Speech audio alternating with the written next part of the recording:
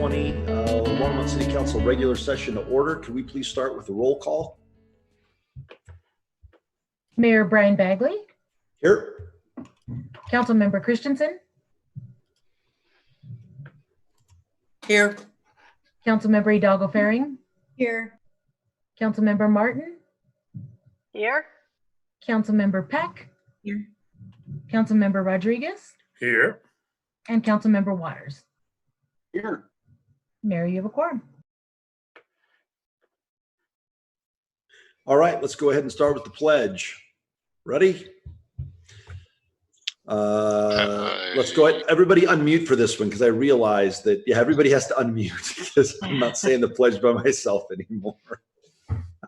All right, here we go. I pledge allegiance to the flag of the United States of America, to the republic which stands, one nation under God, indivisible, liberty and justice for all. Justice for all. All right. Wow. I'm not sure that was better. Well, better than me flubbing the pledge by myself. I can tell you that much. All right. The chair would like to remind the public that anyone wishing to speak during first call, public invited to be heard, which is item 7, will need to watch the live stream of the meeting.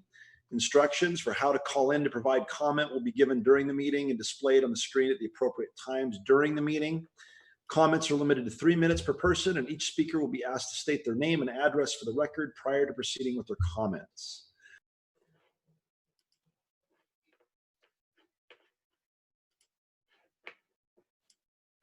You're muted, Mayor. All right. For some reason, my space bar wasn't working. Did you guys hear the notice to the public, or was I just reading on my own? Anyway, let me try that again. Anyone wishing to speak during first call, public invited to be heard, will need to watch the live stream of the meeting. Instructions for how to call in to provide comment will be given during the meeting and displayed on the screen at the appropriate times during the meeting. Comments are limited to 3 minutes per person, and each speaker will be asked to state their name and address for the record prior to proceeding with their comments. There's no approval of minutes. However, there are 2 agenda revisions, I believe. Councilmember Peck.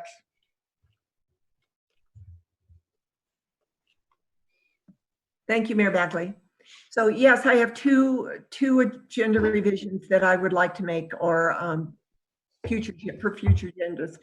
I'm going to make a statement and then a motion. So the very first item that I want to discuss is the email that was sent to council about referring an initiative to the 2020 ballot. And this email was about local control of the airport.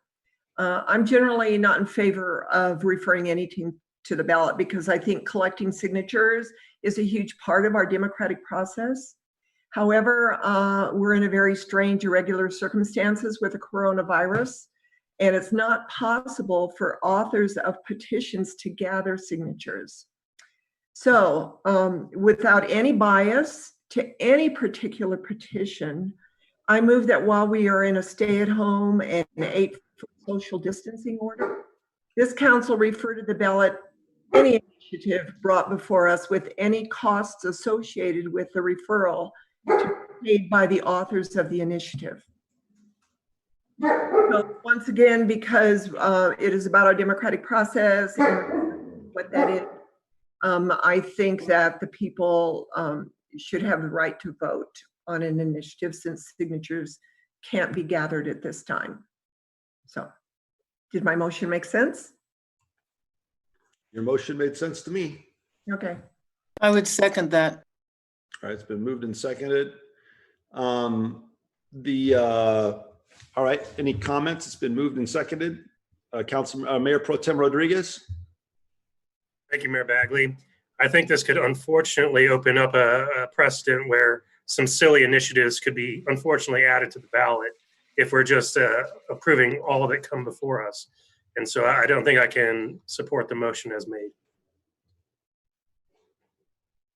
Anybody else? Councilmember Martin. Thank you, Mayor Bagley. I concur with the Mayor Pro Tem, especially since there is no opportunity for a real economic analysis if something is just referred directly to the ballot. This one in particular would be tremendously destructive at a time when our economy is probably going to be fragile. So Certainly not automatically, and I wouldn't vote for this one in any case. So, Councilmember Peck? so this is not about, for me, and that's why I said without bias, because it is about our democratic process for me. It doesn't mean that we have to vote for it. It doesn't mean that it's going to pass. It doesn't mean anything other than how do we protect our democratic process when at this point there is no way to get signatures on a ballot? And do we forego that because we have a health pandemic? So that is the point of the initiative. It doesn't matter if they had gathered, regardless of who it is, if they had gathered signatures, would this council had looked at it as an economic matter or an economic consequences of it passing, regardless of what it was? If people had gathered signatures, would council have looked at it anyway if it was allowed to go to the ballot because they had gathered enough signatures? And that is my point. We don't usually do that. When enough signatures are gathered and it goes to a ballot, we don't look at it from a council perspective unless we have a personal opinion on it, from my understanding. Dr. Waters? I see you, Polly. Okay. Thanks, Mayor Begley. We've all received the correspondence, and to the degree that I understand what's proposed, I would have actively opposed, I think, but I certainly would be willing to be educated on the substance of the ballot issue.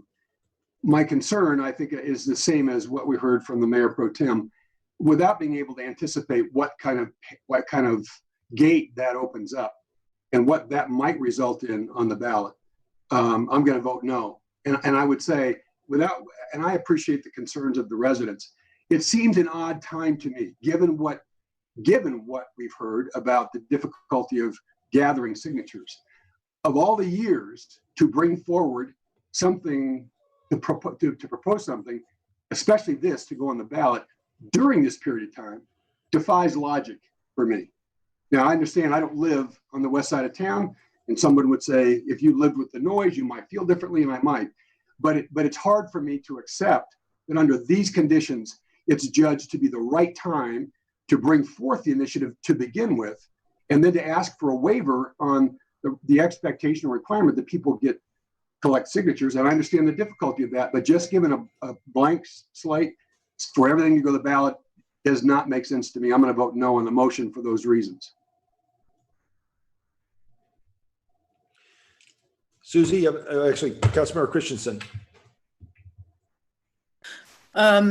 Could we find out from the city clerk when the last day for acquiring signatures is? Because that makes a difference to me.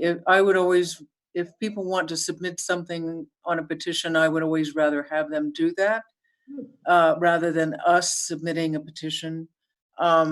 However, if the city opens up and we are able to gather signatures until, say, July, I don't know what the deadline is. Could we find that out? Because that makes a big difference to me.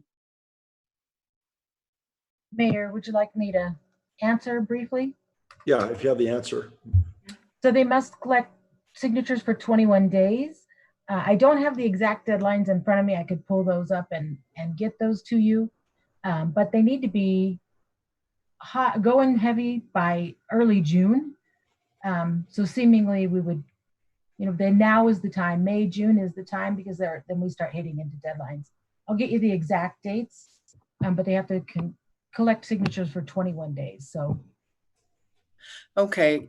I know that the group that is working on this has been talking about this for 10 years. And so this isn't really a new time. It's just, this is a uniquely bad time to be, doing a lot of things.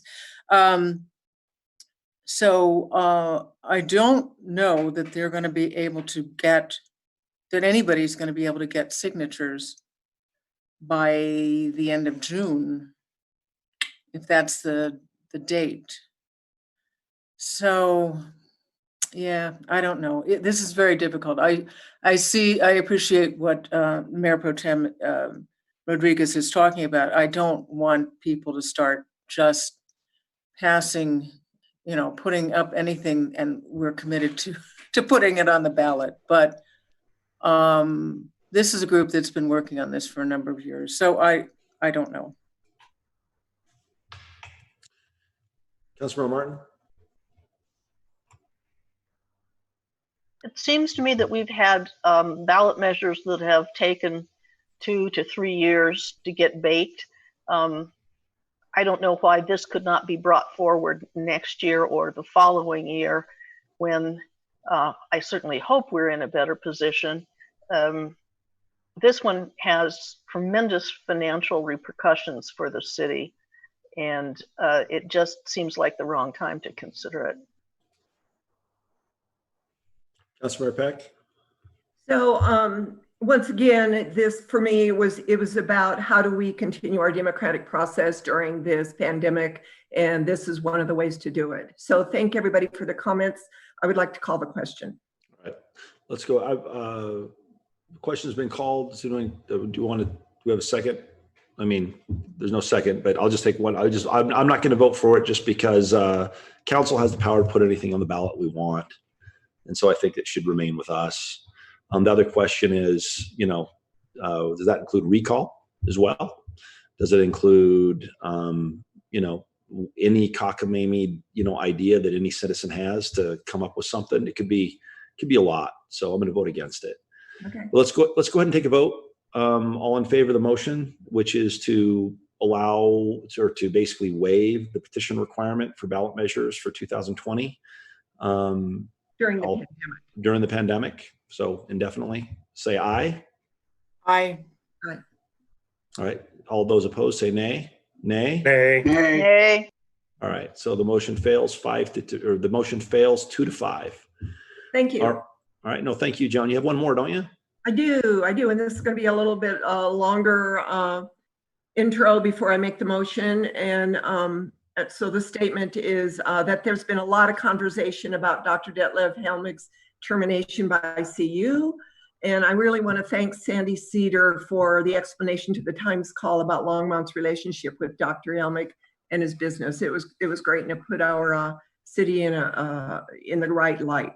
So, but I am very disappointed in the firing of John Spina by the Times call and the retraction of his published piece about Dr. Helmig. And to my knowledge, a reporter does not get articles published until they get an okay from the newspaper's editorial staff. And since the article was published, I assume the editors agreed with the content. The air quality readings that Dr. Helmig's monitoring station is giving us exactly what we wanted and why we are working with him. Our air quality has been compromised, and it's my understanding, according to Dale Rademacher last week, that the Stamp well next to Union Reservoir is one of the largest contributors because it is fracking and it is flaring the gas. But this is the reason I'm bringing it up, is that I feel like Longmont is at odds with itself. On one hand, staff is working diligently to keep our residents safe through this pandemic. But on the other hand, the wells that are releasing gas and methane are undermining some of our efforts. The population that's most vulnerable to the virus with asthma, COPD, and autoimmune challenges are breathing the air being contaminated by these wells. The Stamp well was supposed to be shut down per council's direction, but that hasn't happened. Therefore, I move to direct staff to bring to council the contract that addresses the closures of the wells and possible directions we can go to stop the flaring and releasing of gases from all the wells during this pandemic that affect our air quality. So again, I want to look at that. I want council to look at that contract because I don't know how long this pandemic is going to go, but we are working really hard to protect our residents, and the air quality per the readings from our air quality monitoring, I think are undermining that. So again, the the motion was to direct staff to bring to council those contracts so we can go over them that address all the closures that we voted on last year, and possible directions to stop that flaring and releasing of gases from those wells during the. We're all concerned about what's going on with the stamp well. That's why I brought the question up last week. I do wonder, both Eugene and Dale are part of the meeting. I don't recall the details of the contract to the point. I heard Councilman Repek make a statement that the stamp well was to be closed by now. It's my recollection, but this is just my recollection, that the stamp well was not going to be closed. It was going to be, the flow line, the gathering line was going to be severed. That was going to be contingent upon the night well being productive. So they accelerated, Cub Creek accelerated the severing of that line before the night well was productive. And then the stamp well was going to be, I forget the term of art, but it was going to remain active because the whole leasing arrangement out there was contingent upon the stamp well. I think that was the understanding from the beginning.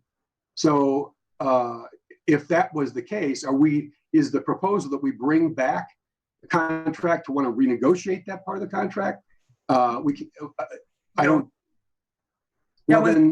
if we make a council decision, we don't have the authority to impose, I don't think, some new provision on the contract outside of the negotiation without the potential of it being a breach of contract, which I want to hear from Eugene or Dale.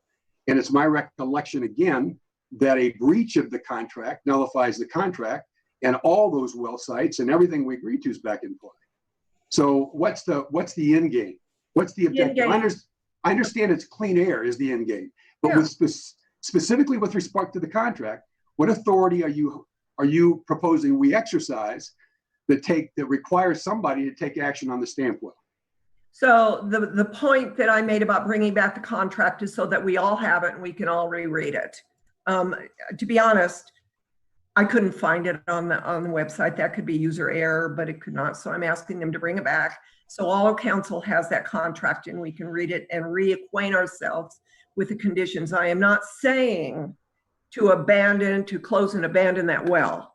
What I am saying is, what can we do, if anything, to stop them flaring and releasing the gases that affect our air quality? Can they store it?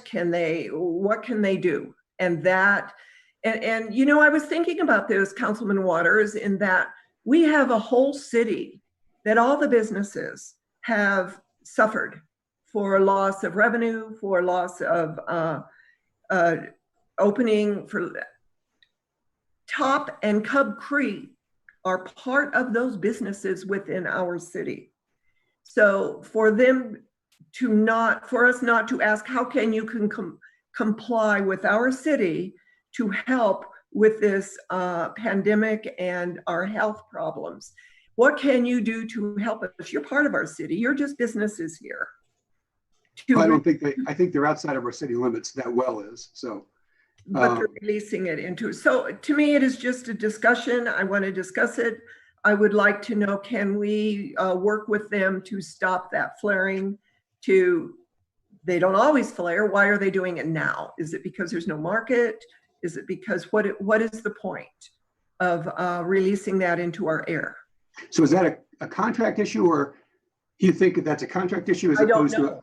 I don't know. Well, okay, I guess they could send me a contract, I could read it. It doesn't have to be an agenda item. If the objective is to a fuller discussion on the stamp well and what are our degrees of freedom, or what are they willing to do, I think that's a worthwhile discussion. I just don't know if it's the contract.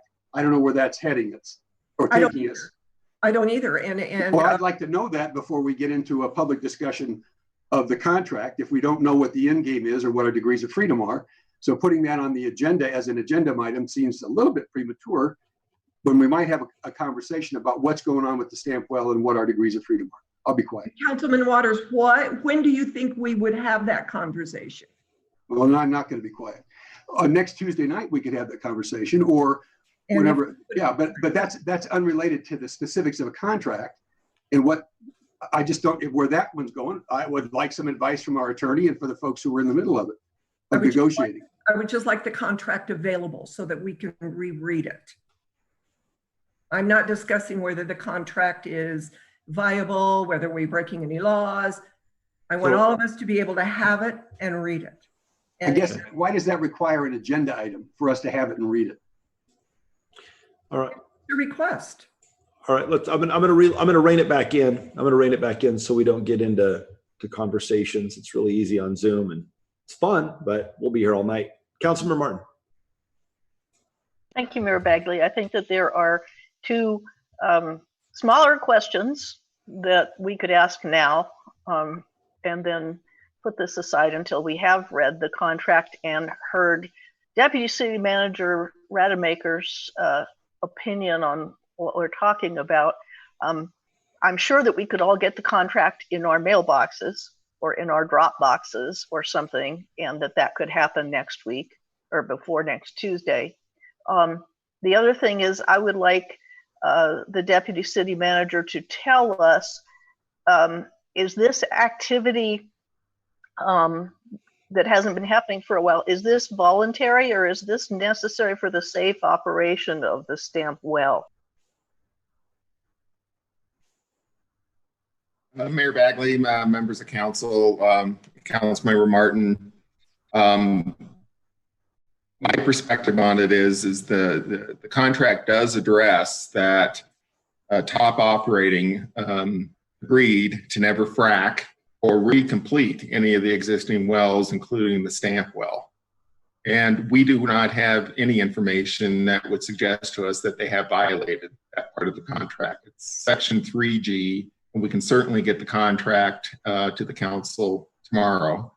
The second is that the well is in a shut-in state. It is not plugged, and as such, it is still producing oil. And when it produces oil, there is a small amount of methane, of natural gas, that naturally comes up the wellbore as it's producing oil. That amount of natural gas is kept in a closed system, and it is burned in a emission control device that is approved by the state under the purview of the COGCC, and they are operating it in accordance with that. We also know that the state recently completed an inspection of the stamp well with a forward-looking infrared camera and did not find any emissions, which can happen, by the way, in piping in different areas around the well. So at this point, we can certainly bring it back for more discussion, but I don't believe that the operator is doing anything other than what they need to do for the continued safe operation of that well while it is in that shut-in temporary state. The well is set to be plugged and abandoned at a future date once the wells are completed on the night site north of Union Reservoir. That's how the contract is structured between the city, Cub Creek, and Top. All right, thank you. So I believe this was seconded by you, right, Councilmember Christensen? Did you second this motion? Oh, yes, I did. Okay. I guess Councilmember Hidalgo-Farring, did your hand go up? No, okay. I guess my thoughts are, I and all of us have spent a great deal of time working, negotiating, fighting with everybody from the state to the COGCC to, everybody. I look at it as if this pandemic is as serious as the national media makes it out to be, I don't think now is the right time to be instructing staff to be doing anything other than trying to keep our city afloat. I think we have a full plate right now, and I personally don't want to get dragged back into the whole oil and gas discussion, especially when we're just dealing with one well. But I think it's more appropriate that we just remind Harold and Dale that the city policy, or the Sounds Council has set policy to do what you can to stop this stuff. And there's a contract. They're aware of what it says. We're not all attorneys. I'm not an oil and gas attorney. And I think that Eugene and I think city management would be better, better prepared and better qualified to deal with this. And I just don't think, and I think that any individual council member is perfectly entitled to go out and request the contract and read it. But I personally don't want this to be discussed at a council level right now, given the current circumstances we're facing. All right, there's a motion on the table. I don't see anybody else with their hand up. Let's go ahead and take the vote. Councilmember Hidalgo-Faring? So actually, and I agree with you. Let's try to limit our council. I understand there's a lot of issues that we need to bring to the forefront that are outside of COVID. For this one, I feel like this could be more, if we could have something in our Dropbox, the contract, any kind of background information that we can look at on our own. And so if we decide that we do want to in the future have a conversation around it, we would already have the background information to know specifically what we want to be bringing forward. So I am going to vote this down for right now, but I do want to see the background information so I know more about what's what is entailed as we further discuss. Councilmember Peck? So I get the feeling here, so I am going to retract my motion. Remove it. All right, do you care, Polly? I always care, Brian, but can we just get a copy? Can all of us just get a copy in our Dropbox? We'll make sure that's sent out tomorrow. Okay, thank you. All right, perfect. The motion's been withdrawn. Anybody else? Councilmember Hidalgo-Faring? Yeah, I'd like to make a motion to direct staff to bring back information around the work that the city's done with the cultural brokers. This has really spawned out from two things that have occurred. One of them was a comment made by a constituent last week that kind of lingered with me for a while in regard to the language of how we just, disseminating information in the Spanish language and how it's enabling people not to speak English. As a person who, well, one, I am a native Spanish speaker. Spanish was my first language. And as a person who has studied culturally, linguistically diverse since the late 80s, early 90s, knowing and understanding how the brain processes second language, multi-languages, especially as you get older.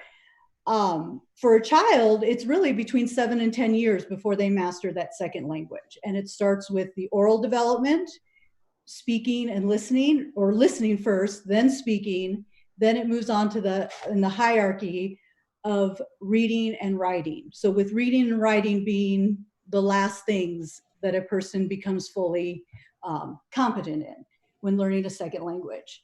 So I think in the issue of disseminating information about COVID, we really do need to have multi-languages offering this information. Is this something we want to be under the assumption, oh, well, let's just lay it out all in English and people need to learn English, and really not knowing, that people are receiving this information or fully understanding the scope of what they need to take out of it. So that wasn't one. Another one is I still sit on the Hispanic caucus for the National Education Association, and occasionally we meet with other caucuses, so the ethnic minority. And we had the opportunity to listen on to the congressional caucuses and share out their experiences and what they were finding as far as the dissemination of resources and funding for small business owners of color. And they were finding that there is a lot of inequities and discrepancies on how the funds are getting allocated and who's having resources to that. I know that what we've done in Longmont, you know, there's a lot of work around building equity and making sure we're reaching out to the right people, and making sure everyone has that opportunity to access those resources. But I think as far as for our community, and the reason why I'd want to bring maybe Carmen forward and have her talk a little bit, share with the council the work behind that, addition to that, also to let the public aware, not just people who can tap into those supports to acquire resources, but also to educate our community around why we have things like cultural brokers, why we are working to close opportunity gaps and reach out to our communities of color. Time and time again, in everything that I've seen in teaching cultural proficiency, the groups that are often left behind are people of color, people with disabilities, and people in poverty. And so I think what the work that the city has done around closing those gaps with cultural brokers is essential in making sure that everyone has equitable opportunities for all the resources available. So, in short, I would like to make a motion that we bring Carmen forward to talk a little bit about cultural brokers, what they're doing, how the community can tap into those resources, and and answer questions. Councilmember Martin? I'm willing to second that. I think we need to understand that this can happen when it's going to happen, as opposed to it needs to happen, you know, next week or the following week, because this is, after all, one person who made this public statement. I'd go a little further in saying that I think we should recognize that we are a fully bilingual, bicultural community, and that we don't have any business removing opportunities from people who happen to be Spanish speaking or predominantly Spanish speaking. If they live here, they need to be able to function in whatever language they speak. But yeah, I will second that motion, just as long as there's not a time urgency on it, because you know, I know Carmen is actively being a cultural broker right now, so she may not have time to get a presentation together. Mm-hmm. No, I agree. Thank you. All right. There's been a motion on the table. Dr. Waters? Just somebody restate the motion, please. The motion is to direct city staff to have Carmen Ramirez give a presentation on basically what cultural brokers do in our city. All right. I guess nobody's hands up. So I guess my thoughts are, I don't have a problem with the presentation. Mm-hmm. I think everything you said is extremely valid. I would just question that. I just don't think city council is the best or most effective. I'm going to vote for it, but I just don't think that if we're really wanting to accomplish what you just said, I don't think anybody who's watching city council already knows what a cultural broker does. You know, I mean, most people in our town just don't pay attention to these meetings. I would rather see a City Line article. I'd rather see some type of, PR, something that maybe Marika and Rigo could do in order to get that message out to the community. Because I think that if we have a presentation, I mean, the paper's not going to pick up on it. It's not, there's nothing in that presentation that'll sell newspapers, for example. But I do think it's important that people know that those efforts exist and that those resources exist. So I'm going to vote for the motion. I just don't think it's enough. Councilmember Peck? I'm going to vote for the motion too. And I kind of disagree, or I want to push back a little bit on that, Mayor Bagley, because I think any outlet you can do to get that conversation and that message, you use them all. Mm-hmm. It isn't about selling newspapers or who's going to pick it up or who isn't. And correct me if I'm wrong, Dawn, but I thought there were a lot of people actually tuning into these Zoom meetings. So even if you reach one person who didn't understand it before, they have a whole network of people. So yeah, I think this is a good thing to do, and I'm going to vote for it. Basically, you just said the same thing, Joe. But yeah, let's go ahead and take the vote. All in favor, say aye. Aye. Aye. Aye. Aye. Opposed, say nay. All right, motion carries unanimously. Thanks, Susie. All right, anything else? All right, that'll go ahead and wrap up the agenda revisions portion. Let's go on to 4A. And Harold, this was on the agenda twice. Do you want to present now so we can just breeze through the consent agenda? Is that your idea? No, I think we had to put that on because it was an addition to the agenda under the rules of procedure. Is that correct, Dawn? That's correct. Yeah, I just wanted to say we put the item there to call it out as a revision that was published after the agenda was originally published. And the item Right. went under consent where it belongs. Got it. So do you want to address it here or later? Harold? Consent would be the appropriate. All right, so we're going to go ahead and move on to city manager's COVID-19 update and emergency items for consideration. Mayor, Council, here to give you an update today based on where we are and the types of issues that we're dealing with related to our COVID-19 response. The one thing that does tie in with this agenda item, so depending on how council wants to take that, we can come into that conversation, but Boulder County did issue a masking order, and basically in general terms, and I'll let Eugene and Liz, if she needs to jump in, go into more details, but basically what the order says is whether you're inside or you're outside, you need to wear a mask if you can't properly social distance yourselves from other individuals. I know in some of the conversations, and Eugene will talk about this as we go into the item and we can talk about it in more depth. You know, there were a lot of conversations in terms of, well, if you require people to wear a mask inside and they're in their office on their own, do they need to wear the mask? And we started getting to a lot of what ifs and those types of issues. And so I think that's how they approach the situation, to say, if you can't socially distance yourself, you need to wear a mask, whether you're inside or you're outside. I can say on that in talking to Mike and others, they did feel that they could work with that, although it's not especially clear, but they thought they could work through what they're seeing at this point. The one thing I will say is that the counties that have issued this and the cities that have issued this is really primarily an education first component in terms of dealing with this issue. We are keeping an eye to issues that have developed in other parts of the country related to masking and how people approach it. And so the one thing I will say is, you know, it's good for folks to encourage people to wear a mask, but they don't need to enforce it. There are mechanisms in place to do that because we have seen issues. I believe there was one in Michigan where a guard was shot over a masking conversation. And then Stillwater, Oklahoma had some issues with people reacting to it, and the mayor and the city manager retracted it. And then there was a park ranger that was pushed into a lake somewhere. I believe it was near Austin. So we're also being mindful of generally what's going on there.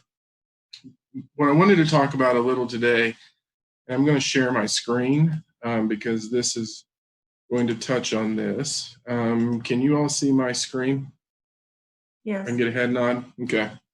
Yes. So one of the things that we did here in the administrator meeting today is that the Boulder County Health Department really started talking about, and they issued a press release in terms of letting the order expire today that they issued.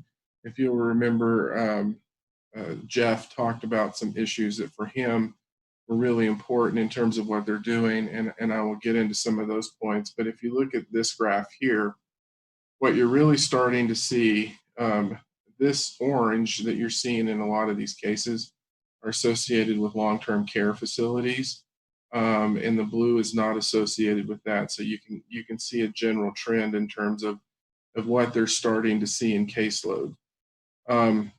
The thing that we're going to start seeing is that in the call today, basically what they said is the capacity for testing, if you remember Jeff, when he said we need to make sure that that's in place, they are seeing that in place, and they're seeing that faster than they thought they would in terms of the number of testing, a number of tests that they're going to be able to process. The goal that they talked about was 500. And at least in the conversation, it appeared that they were definitely moving to that. what I can tell you is that they are having conversations with multiple medical systems within Boulder County in terms of participating in that. Based on the information I received today, Longmont United, Longs Peak, Salud, they're all involved in that conversation. So they're continuing to move forward with that. So based on what he said the last time he talked to us and what we heard today, if you take that first point of adequate testing, they're saying that's there and they're moving faster. They even went to the point, we're getting some questions of where are they? And these are still the tests that they swab in your nose or your mouth.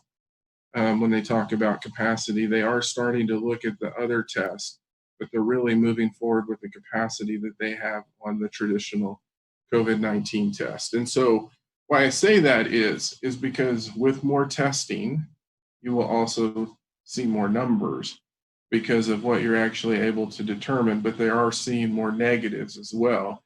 And so that data is going to start coming to us based on just the volume of testing that they're running through the system. The other component that he looked at, and this is hard to read, but basically when he talked about where are they in terms of hospital capacity and are we in a position where we're running out of capacity? And so what you will see in this case is the majority of these, there's one, it's hard to tell because they flip-flop, but I will, so if you look at this, you can see available adult critical vents today. So you can see that they're still in the green. And as I said earlier, every day we get reports in terms of the number of people that are admitted into the hospital. And this is all on the Boulder County Health Department's website in terms of the data that you can see. This one's interesting. So if you look, the medical surgical bed shortage, again, from a percentage basis in the green.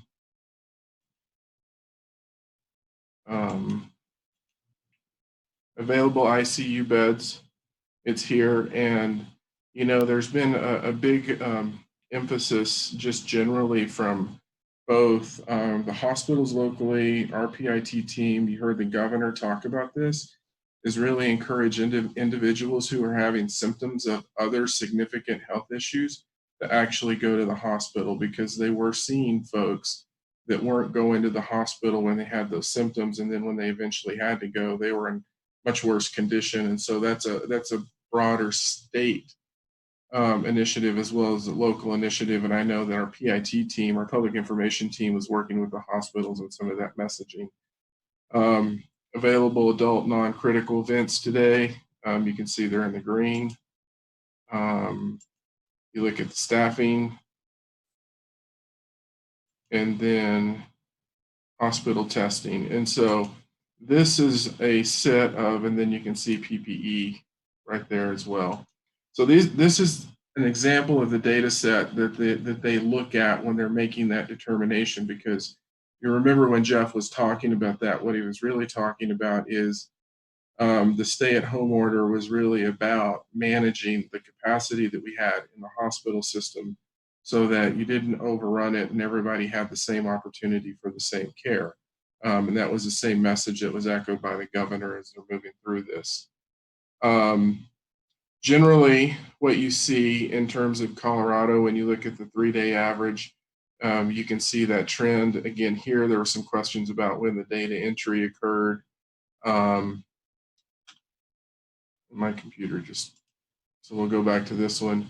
One of the things that was an interesting model is, and this is the best explanation of this hash blue line is the total test. And so you can see, and this is not one that the state does, but they're just estimating what the tests are going to look like. And that really lines up in terms of what Jeff was indicating today in the conference call. So in terms of those issues, seems very confident in terms of where we're going. When you look at the hospitalizations, you saw that from the green, that was, you know, relatively flat. In terms of the businesses and how they work, that was another key component of what they were really talking about, is wanting to have a clear set of expectations and rules for local businesses so they would know what they have to do in terms of opening those locations. And I know they've been communicating through various business groups around the county. I know the group that Jessica and Joni are part of. We have a representative, his name's Zach, that's on that and is working with them. And then, as I said earlier, the testing capacity is increasing faster than expected, and they're really shooting for about 500 tests per day. What we all need to be cognizant of is that will show more people testing positive, but we're also going to have the negative information with it, hopefully. The other things that are really starting to come into play as we're dealing with this is, how we continue moving forward and what is that going to look like in the future. What we're hearing today is that they're not really expecting a shift to larger gatherings anytime soon. We will know that as more information becomes available. The thing that was probably the most interesting in the conversation is so they were actually getting together with some folks to take data sources from different perspectives. And one of the key data sources was actually the information that we get via 911 calls in terms of the symptoms that people are having when they call the 911 system to respond. It's interesting because that was a number in our daily CAN calls that I was always paying attention. So when we were on the front end of this, the numbers in terms of people that we were responding to with COVID-like symptoms was higher. But as time continued to go, and we were hearing the reports from our fire department, those numbers were starting to drop. So they're really taking that basic concept and bringing it in with other data sets that they have to really start becoming a predictor of sorts in terms of, are we seeing something so that they can take more focused action and deal with the situation ahead of time versus letting it hit the hospitals and then not knowing how, almost being too late. And so they previewed the model with us today. I know they're going to go back and work on it, but it's going to be an additional data set for us to see. The other things that we're really starting to try to work on as an organization, and it's really been, we've been spending a fair amount of time, is really what do we do operationally in terms of when we're going to open, what we're going to open, how we're going to open it. And as if you will remember when we talked about golf, we also really talked about being able to ensure that we had the appropriate PPE, plexiglass, everything we needed to keep both our staff members and the residents adequately socially distanced as they were using our facilities. And so we're still going through that process to make sure that we have everything in place in terms of determining that opening. What I will tell you today is it'll be, we're going to take a very pragmatic approach in terms of how we do this. And it's really going to be looking at what do we need to do and what do we have to do in order to start bringing those services back to our community.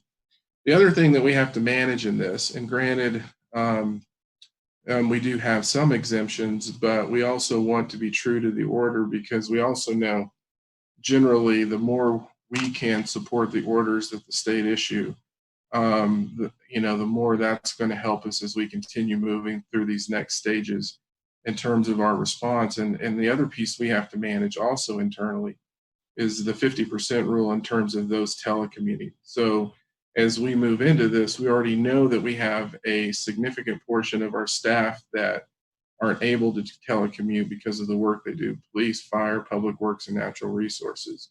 And so as we start making this shift, we're also going to be watching that number pretty close to make sure that we're also doing our best to achieve the desired results that the governor set forth in his orders. So that's basically the update I have. We thought there was going to be more movement. What we anticipate to occur on the 9th is actually Boulder County. They will release that order, and we actually then dovetail in with the order that the governor has issued in terms of what can open. So that's really going to be that retail component with the specific measures in place that they need with adequate social distancing and those types of things that have been communicated to them. So that's what we're getting ready for. And we're also getting ready for that internally in terms of what we need to do with our facilities to ensure that we're approaching that the right way. Different cities are doing different things. One of the things that we want to make sure of to really tap into some of the points that were brought up earlier in terms of our Resiliency for All program is to really say, especially those that need individual assistance, do they have a way to come to the city for that individual assistance if they're not able to communicate with us via an online service or via the phone and those types of issues. So those are the things that are at the forefront of our conversations, and we'll have more information coming to you once we can get some clarity on hand sanitizers, PPE, mask, all of those things. Because as Eugene will talk about it, you know, if we're going to ask people to wear masks in our facilities, we need to have masks available for those who don't have it. So those are the issues that we're really trying to work through right now. It's really becoming a pretty significant focus operationally in terms of what does the future look like for us in terms of reopening. In addition to that, we have a lot of programs that we're evaluating in terms of what do we do with some of these other facilities that have naturally larger groups, and that's going to be it's turning into some really interesting conversations. So what we may start doing from the rec center component is actually doing online rec classes. You may see some of those that they've started, and so our IT department's working with our rec department to see what we can do in terms of online classes. We're trying to understand the nuances of numbers to really set forth what we can do in the future related to libraries and rec centers and how many people can you actually have in a facility. I know the library is starting to examine a curbside pickup and drop off in terms of library books and items that we have in the library. The challenge is we have to ensure that we have enough of the sanitation chemical or whatever we use to actually sanitize the books to ensure that we can continue doing that over a long period of time. So there are a lot of details that we're trying to put into a pretty large plan, looking at what that opening is going to look like for us over the next few months. With that, I can answer any questions you all have.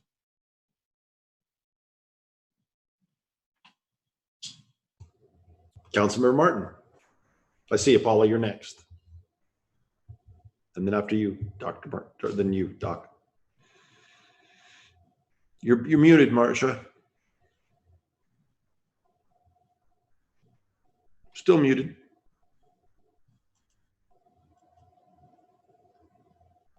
There you go. Yeah, somehow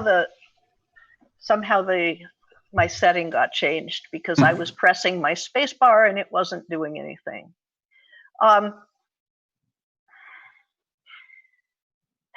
What I have been hearing from the governor, apart from the timeline, because I understand, Mr. Dominguez, that you have, but Boulder County is now syncing up its timeline with the states as of this weekend. But I hear a vision of cultural change from the governor, that he's talking about getting into a mask wearing culture where it's going to be the way we work, and that it is not in service of so much anymore keeping the requirements on the hospitals down because we've kind of got that under control, but rather we're trying to keep our infection rate down for the long term, hoping for serious technology gains that will allow people to not contract the coronavirus as opposed to just contract the coronavirus later and later and later. But what I heard, both from Boulder County, and I've heard a lot of letters that are, really not very happy with the Boulder County order that came out, because it doesn't settle anything, right? And I don't like it that it doesn't settle anything.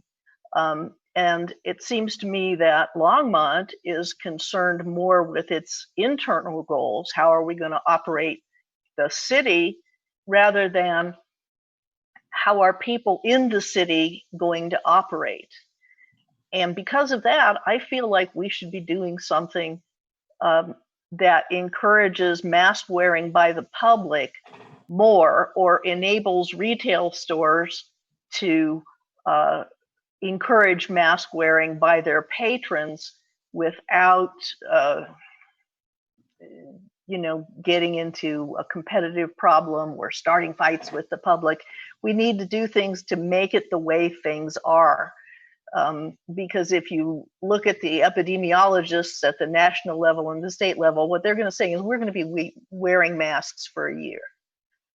Well, I think we should start now. And I don't like the idea, frankly, that we are going to say, well, we're not going to put any pressure on those members of the public who don't want to comply. Because it makes it operationally easier for the local government. I think we should make it operationally easier for the people who want to live in their city.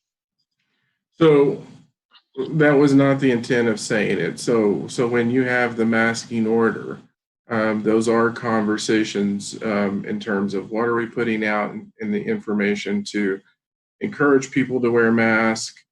When we move into, there are exceptions built into it based on health issues and other components that we have to be cognizant of in this. What we are saying though, and we are talking, I know there are a number of businesses that are placing that requirement on their own establishments, and I know those conversations are going on, and that was part of the communication that the county health department was having in terms of this. And it was really about that educational piece in terms of wearing it if you can't properly social distance in that area. So we are looking at it both internally and externally, and how do we communicate and how do we deal with that. What we are also saying, to be very clear, or if it's 100 people there, in terms of where it really sets into the level of how do we respond and when, based on the typical call volumes that we have in place. So all of those conversations have been going on in terms of what do we mean internally? What does it mean externally? How do we encourage people to do this? How do we look to the future if there is an enforcement component that's needed? And then that's where it gets tricky. Yeah, I'm not sure I just understood the last thing. So in terms of how you deal with issues, there can be any number of things that pop up that we have to be very careful with from an enforcement perspective in terms of issues related to constitutional rights and those types of issues. And I know Eugene can jump in and help me with that conversation a little bit. But, we have to train our folks to have an appropriate conversation and to ensure that we're not creating a different issue we need to take to ensure that we don't create a different issue for ourselves. Eugene, I was giving a broad look. You can. Mayor and Council, Eugene May, City Attorney. I don't know if there's a specific question you'd like me to address, or should we save this conversation till we get to the mask ordinance? I'm just trying to figure out where we're at.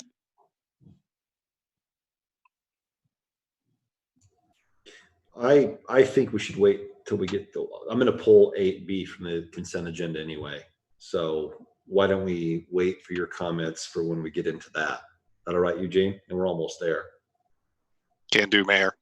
All right. So let's move on to first call public invited. There were other questions. I was getting, all right, Dr. Waters.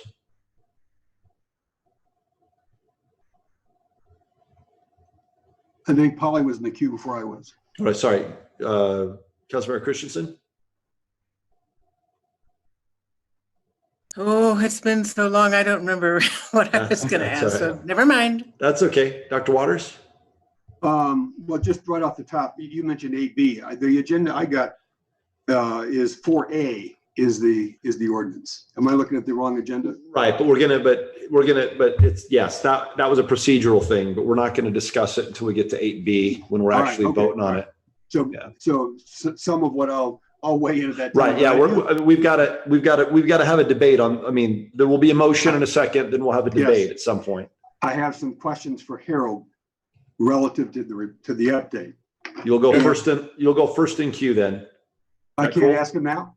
Oh, sure, go ahead, ask him now. Yeah, that's So fine. I thought that's what we were asking. Yeah, go ahead. It's all right, go ahead. Because Yeah, this is not mask specific. that's fine, go ahead.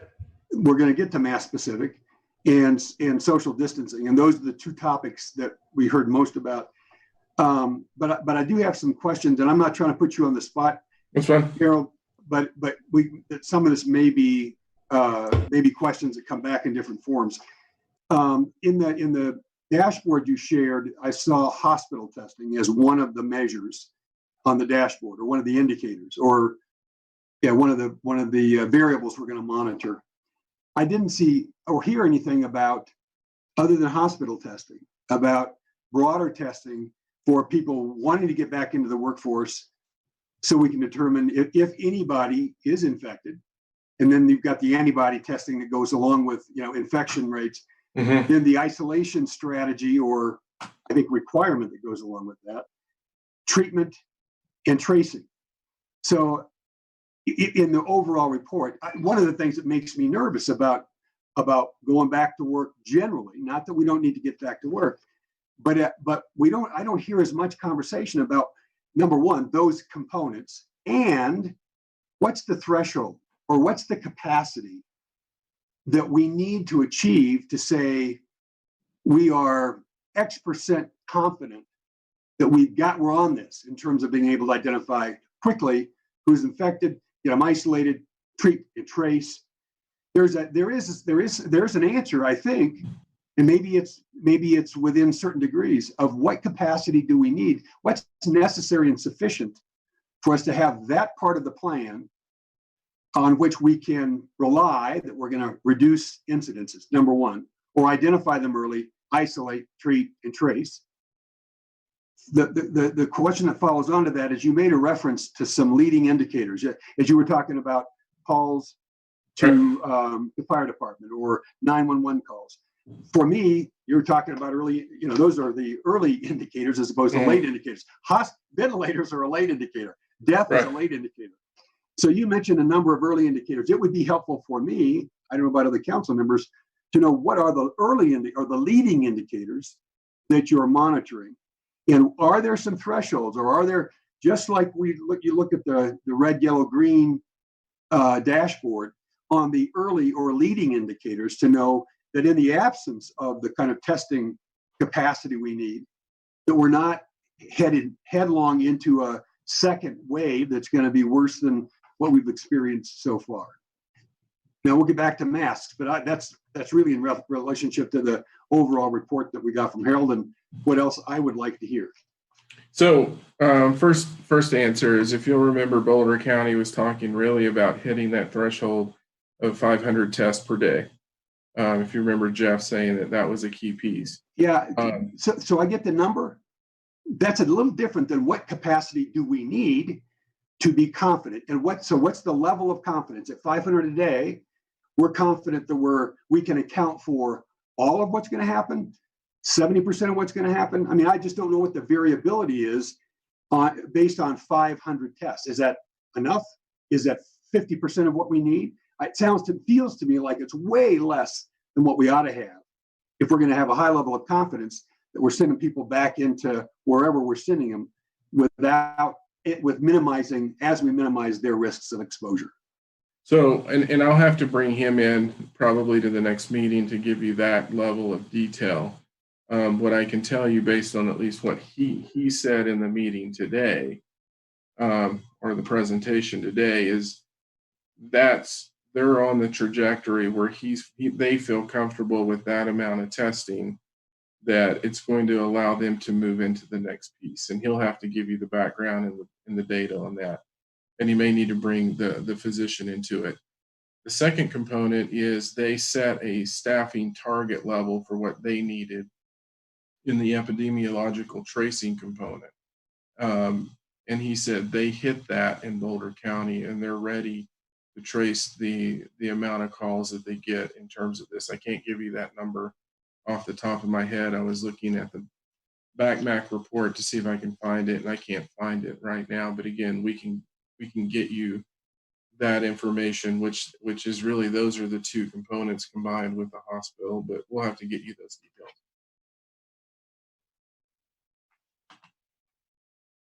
What about leading indicators?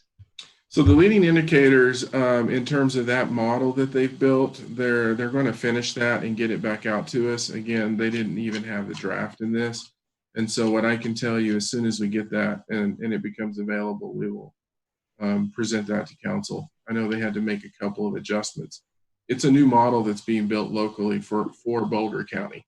Oh, I'm sure it would have been hard to know with this particular virus, what are all the right leading indicators, but we're far enough into this. That's going to be really important, right? In terms of the screen, I think that's going to be really important from us, from a policy and direction or decision making standpoint. And it really is. I mean, you could see a different curve outline in terms of what they were presenting. And as soon as it's ready, we will have them present that to you all. All right, Councilmember Christensen.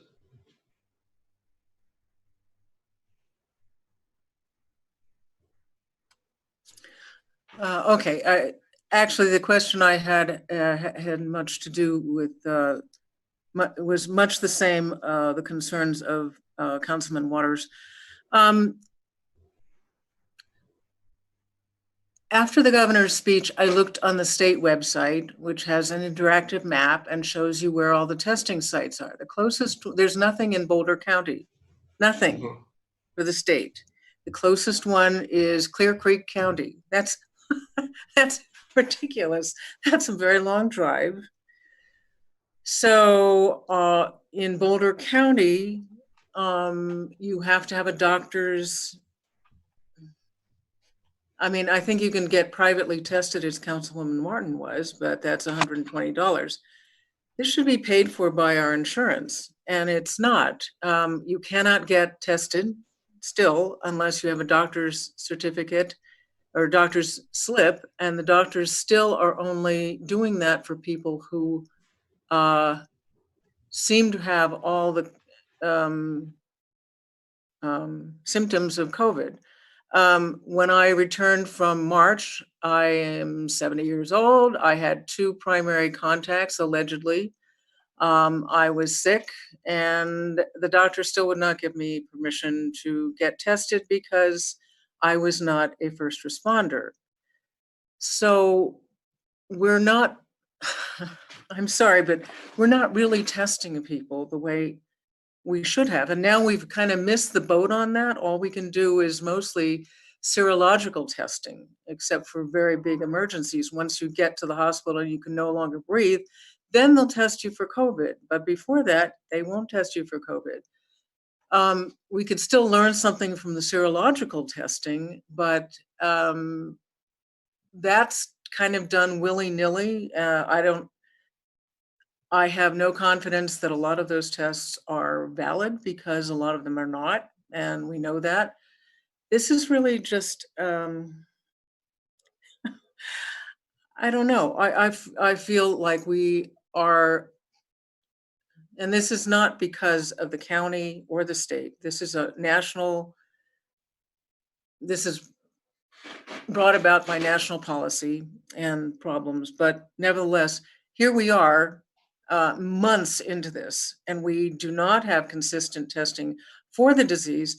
We don't have serological testing available to anybody who wants it. We don't have, it's just very frustrating because they say there are these resources, but they're not. You know, if you want to go to Salud, if you don't have insurance and you want to go to Salud, you can't. They will not take anybody who's new. So where do people who don't have insurance go if they're sick?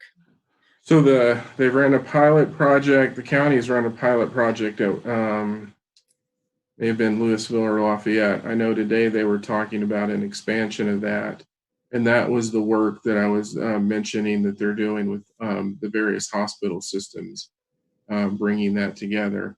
And they seem to indicate they would have more details in the very near future on that. And that was associated with that next piece of really hitting the numbers in terms of what they felt they needed on a daily basis in terms of the number of tests that they can conduct. And again, those are issues that they need to speak to more directly because they're seeing the data. So for example, we had a question of folks wanting us to put more data on the city's webpage. We don't have access to that data. We have access to the data that's on the Boulder County site in terms of that process because they are the health department. And so similar to Councilmember Waters' question, we can bring Jeff in to answer many of those things where he can get into more detail. Well, the situation though is we really need to be gathering that information now because it is very likely, as Dr. Fauci said, that we will have this resurge in the fall again. And then if we don't get the information we need about who is immune and who is not and how long they're immune and all that sort of stuff, we'll be right back where we started. And we can't afford to be right back where we started. We can't afford to keep going through this. We have to be gathering that information now. So that's my concern. Thank you. Yeah, I mean, it's interesting. There's even a pilot project looking at your sewage streams in terms of looking at the viral load in that. And I know we're working to see if we can become part of that. And that was part of the BACMAC conversation as well. And we have some of our staff engaged in that. So in terms of the leading indicators, they're looking at those things. And the point I think that, we're all challenged with in this is that when you look at the SARS response or the H1N1 response, it was handled much differently at an international and a national level in terms of how they were able to test, identify, and really move through this. The challenge for the staff to do the epidemiological tracing. So it was a much different conversation today than it was a week ago in terms of many of the benchmarks that Jeff was talking about that he wanted to hit. He said they're there and they're ready for this piece. Conditioned on a couple of things that I think it's very important that's going to go into the next conversation to Councilmember Martin's point. Adequate social distancing, and as they're all saying, the face masking component are those two things.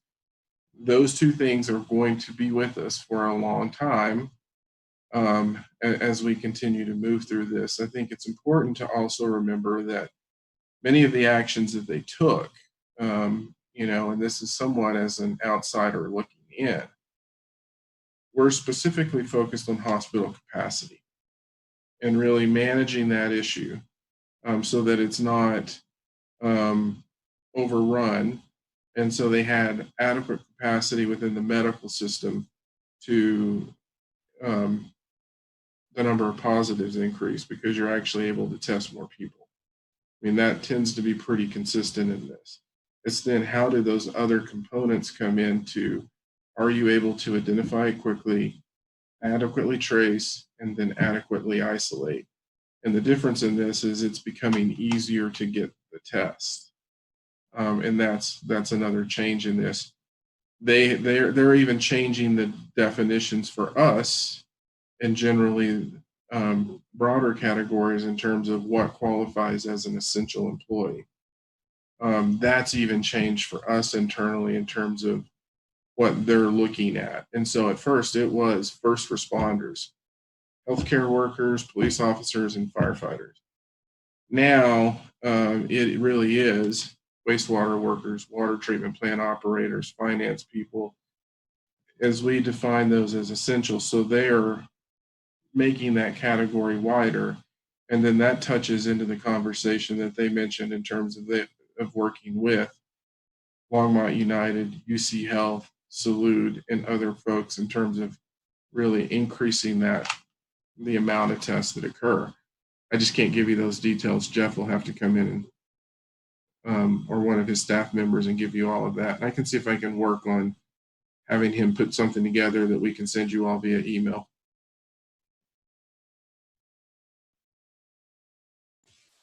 All right, Councilmember Peck, were you next? I was, Mayor Bagley, but Harold just answered the question I had, so thank you. All right, okay, then is it okay if we move on? Yes. I'm All right. done. Okay, cool. Then let's move on to public invited to be heard. Actually, no, we're going to go ahead with the special reports and presentations, the Longmont Economic Development Partnership Q1 report. Jessica, you're up. Hello, good evening, Mayor Bagley and Council. Thank you for your time. I do have a number of slides, but I can speak to them relatively quickly. This is, as you mentioned, the Longmont Economic Development Partnership first quarter report to Council. I don't know who's driving. Is that Harold or? Not me. It's Susan. Jessica, just alert her when you're ready to advance. Okay, perfect. So you can move on. I'll start by saying that most of our focus over, of course, the last 30 days has been the work that we've been doing in partnership with the business response, apparently with 2 S's, team that's comprised of the DDA Latino Chamber, Visit Longmont, Longmont Chamber, City of Longmont, Workforce Boulder County, SBDC, us, and Entrepreneurship for All. Next slide. Really focusing our response efforts to the COVID-19 crisis relative to our business community on capital, communication, and education. I was here a couple weeks ago, or here with you a couple weeks ago, and provided a pretty detailed update on the work that we've been doing. So just wanted to mention real quickly, and you'll be talking about this with Erica Zempa later in the agenda, in addition to our capital resources, the Strongmont Fund that was launched yesterday. So that is seeded by the public dollars provided by you, the city grant dollars that we have historically administered at Longmont EDP, the downtown Development Authority, and then managed by the Longmont Community Foundation. So our goal is we have about $150,000 public dollars in the fund. Our goal is to at least double that with private contributions and start to accept grant applications on May 18th.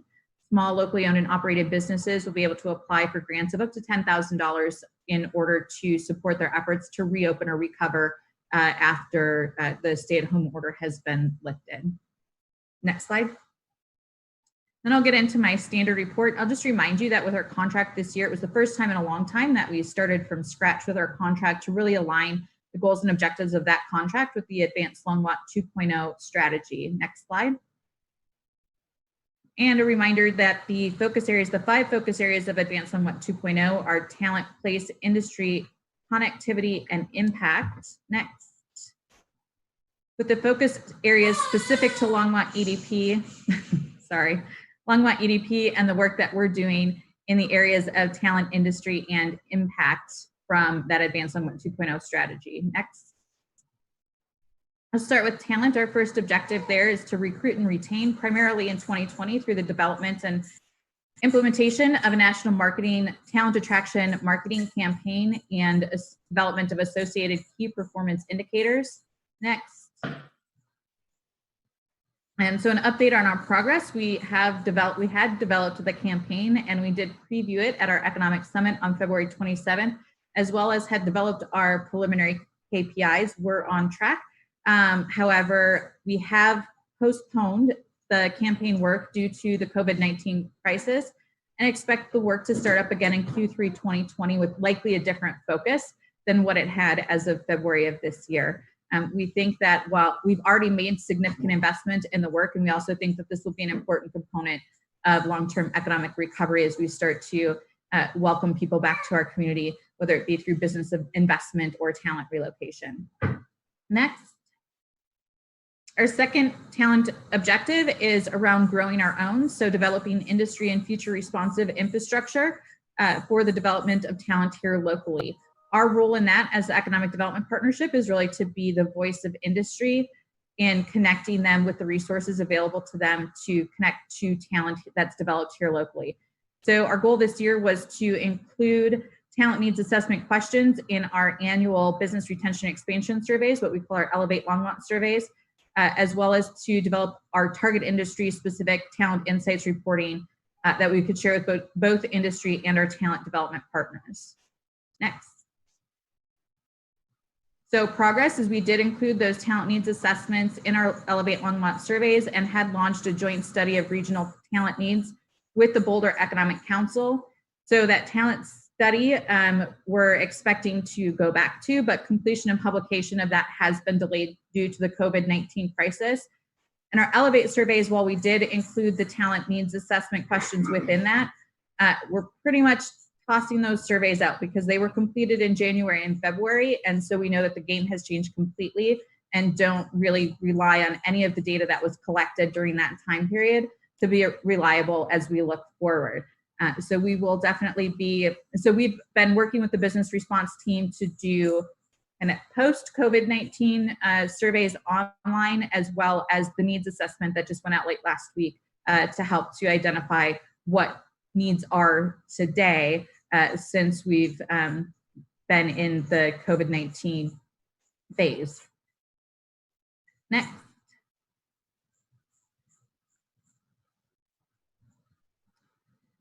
Our first industry objective is kind of traditional economic development, primary industry expansion and retention. Again, a lot of that work is related to the national development and implementation of the national marketing campaign, as well as update of the city's incentive policy. So we had a goal to modify that policy or to bring to you recommendations to modify that policy to align with desired outcomes and really City Council's work plan as of second quarter of this year, and then continue to leverage those local and state incentives to attract business investment, as well as utilize the small business lending program more towards primary industry businesses and administering the North Metro Enterprise Zone to achieve the goals of that program, which are job creation and capital investment primarily within the designated enterprise zone area. Next. So progress related to primary industry expansion and retention, going back to our goal to come to you with recommendations in Q2 for an update or changes to our incentive policy. We did convene a team of city staff, Longmont EDP, Downtown Development Authority to begin to develop those recommendations. However, that's been delayed due to our inability to meet again, but we do expect that work to start up again, likely in June. And so we'll be coming to you at that hopefully in Q3 rather than Q2 of this year. And then the North Metro Enterprise Zone, I'll just point out that the numbers there look compared to our 2020 goals, in most cases do look a lot behind. I'll point out that certification typically happens, so use of credits typically happens on tax filing, which typically happens by April 15th. All of that has been allowed to be delayed to July 15th. So we expect that use of those credits to ramp back up again when people file now in July rather than in April. So we're not concerned that these numbers are significantly lower than what we projected. They're just delayed, we believe. Actually, I think more people, and we've been encouraging more people to actually certify and use those tax credits to get that cost savings as part of their cash conservation strategies to survive either closure or downturn during COVID-19. Next. Our next objective for primary industry expansion and retention, this is similar to what we've historically had, which is to generate at least 50 new prospect leads through collaboration with the city, state, and Metro Denver, as well as, there it is, the national marketing campaign that we've been working on. So that had two components to it, talent attraction and industry attraction. So this speaks to the industry attraction piece of that, specific to our Advanced Longmont 2.0 targeted industries. Next. So progress, again, we did preview that national marketing campaign at our economic summit on February 27th, and we'll pick that work back up again in Q3. We think we'll have a little bit more clarity around what we need to do to reposition that for a post-COVID-19 or during COVID-19 world to start to once again let the world know that Longmont is open for business and encourage investment in our community. From a primary industry employer prospect status, we still have a very active pipeline. We had 19 prospects in Q1. 14 of those are still active. We've reached out to all of them. Some of them are delayed. Many of them are waiting for some outcomes or some clarity on what's next in terms of being able to actually get into new facilities. But we haven't seen really a slowdown in the number of prospects that we're hearing from or that we're working with as of yet. So that's promising. Next. Our objective 2.1 is related to local business. So very similar, establishing and maintaining relationships with our local businesses, which are our locally serving businesses. So retail, service, finance, those businesses that are serving our local community, to identify expansion opportunities, as well as to identify early warning system for potential of risk or reduction or loss. So really we've been leveraging those relationships to understand what's going on with that local business community in partnership with the DDA and the Chamber since we've been in the midst of COVID-19. We partner with the SBDC to provide 800 hours of consulting to Longmont-based businesses on an annual basis and conduct a minimum of 50 meetings with local businesses on an annual basis. Next. So from a local business prospect perspective, again, relatively active, not anything more or less than what we would typically see at this point in the year. So we've worked with 5, 1, 2, and we have 3 still active. So everything's still on the board. You'll note that our meetings are significantly less than what you would expect after the end of a full quarter of business. And that's because we're having to redefine what the term meeting is. So we'll probably look at that very differently and have a very different outcome to report to you in Q2. And then consulting, SBDC Consulting, they're continuing to do consulting via Zoom and by phone, and so have been very successful in continuing to provide those consulting hours to 64 different clients in Longmont, a total of 158 consulting hours in the first quarter. Next. Second objective, local business expansion and retention, utilizing grant funds to help retain and expand our local businesses in partnership with the DDA and of course the city. We also typically deploy $5,000 of our own funding into scholarship funds for local business owners to participate in professional development programs like those offered by the SBDC. Next. This is a quick update that we have redirected all grant funds, both those that we match with the DDA for retail conversion, as well as the grants that were being used for Innovate Startup Program grants have all been directed to support the Strongmont Fund, and that was agreed upon by all parties that participate in those grants. Next. So entrepreneurial development really revolves around the work that we do with Innovate Longmont. You might recall that we actually spun Innovate Longmont out of Longmont EDP last year. It's its own 501c3, but it's still fully financially supported by the Longmont EDP. So entrepreneurial development goals specific to Innovate Longmont were to accept 10 new startups into the program this year, graduate 8 of them, and recruit and retain at least 30 mentors for the program, as well as deploy $45,000 in grant funding throughout the year to those startups participating in that accelerator program. Next. So again, all those grant funds have been redirected to support the Strongmont Fund, so they will not be deployed as part of Innovate Longmont. However, I will give kudos to Sergio and team for the work that they continue to do with those entrepreneurs. We have some that are actually creating jobs. We have one that's in about 300 square feet rented from us in our office space that's now looking for 10,000 square feet. A number of them have pivoted to address needs related to COVID-19, both to support the community as well as to ensure their long-term success. So they've currently accepted 7 startups into that accelerator program and have 22 of their mentors. They haven't graduated any because they haven't been in the program long enough to it. We'll start to see that in Q2 and Q3, some that will graduate out of that accelerator program. So really excited about the potential there and think that our entrepreneurial development work, especially through Innovate Longmont, will also be a critical component of economic recovery. Next. Also, entrepreneurial development, establish and maintain relationships. So similar to what we do with our local businesses, is we try to stay connected to them as much as possible. through programming and direct one-on-one meetings with those businesses, again, with the goal of 50 meetings throughout the year. Next. So we've worked with 3 startup prospects. One still active, 2 went elsewhere for a variety of reasons or didn't actually end up being or successfully starting up. And again, the number of meetings is incredibly low because we're looking to redefine what the term meeting is. So this is what comes out of our database of how we've traditionally tracked meetings. So again, expect to have a much better outcome to report to you relative to that in Q2 as we look at, Zoom meetings as meetings and phone calls as meetings and email interactions as meetings, or just get rid of the word meetings and talk about different types of interaction with those businesses under a social distancing environment. Next.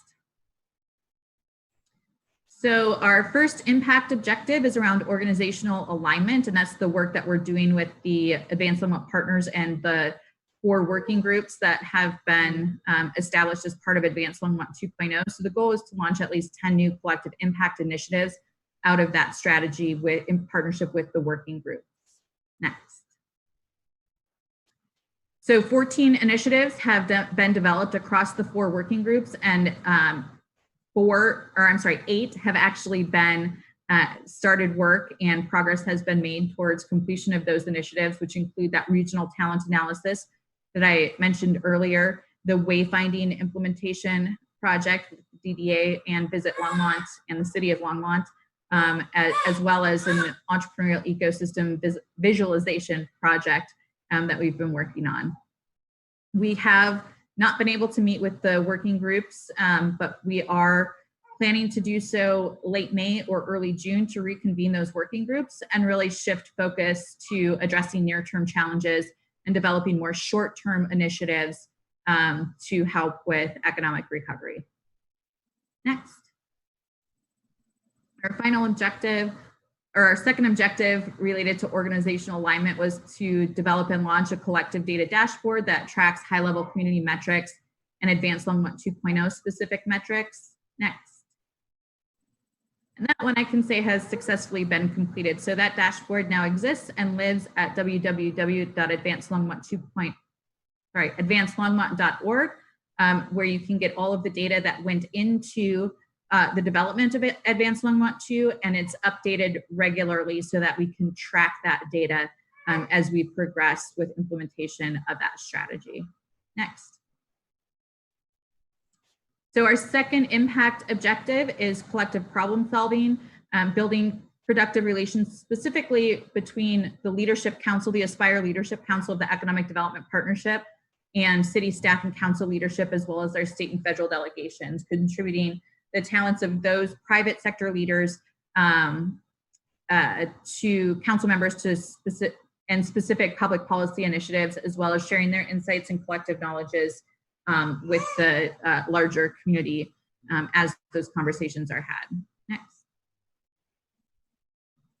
So we have a goal of having 50 members of that leadership council. We currently have 30 and are working hard to increase that. It's a bit challenging. We'll talk about our private sector funding here in a second. So one of the components of being a member of that leadership council is a significant investment in the economic development partnership that is actually set aside to fund the initiatives of that leadership council. So we're at 30 members of that council with a goal of 50. I won't guarantee we'll get to 50 under current circumstances and just nonprofit funding circumstances in general this year, but we'll continue to strive for that.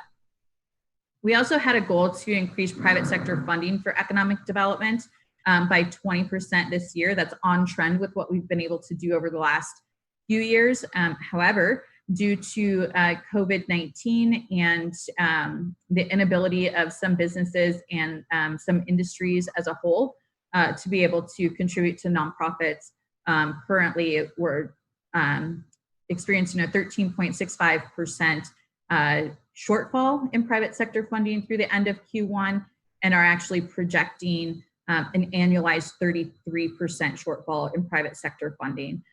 That's kind of a wag based on what we know, based on conversations that we've had. We hope that over the next 90 days or so, we're able to get some more clarity on that and have a more optimistic outlook on our private sector funding potential for the year, but being conservative and looking at what we consider to be worst case scenario, are projecting a 33% shortfall in that private sector funding for 2020.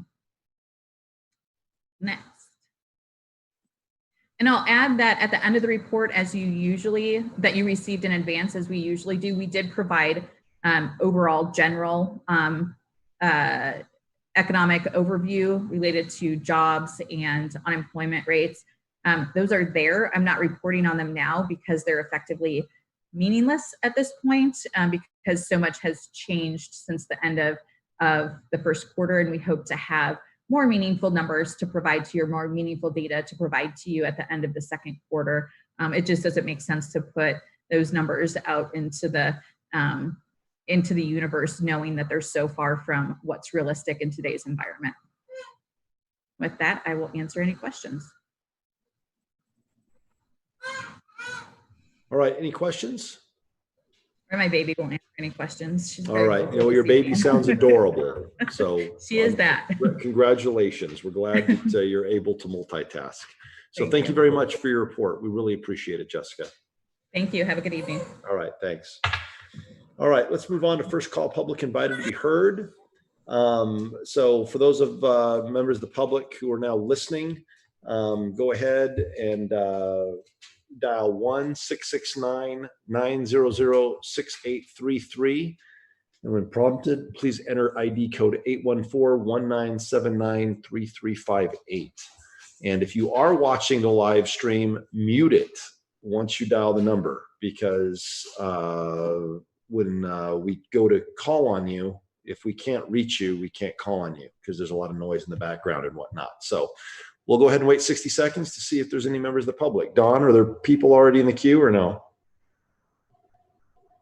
Nobody yet. It takes them about 60 seconds to get dialed in. So if we could wait 90, that would be great. Perfect. Why don't we go ahead and take a 3-minute break then while we wait for them to, let's leave that up. And Okay. we'll just stop talking. We'll stay in section, but we'll go ahead and turn off our screens and our microphones, and we'll come back in 60 or 90 or 3 minutes. Sound good? Great. Thank you, Mayor. All right. Be back in a sec, guys.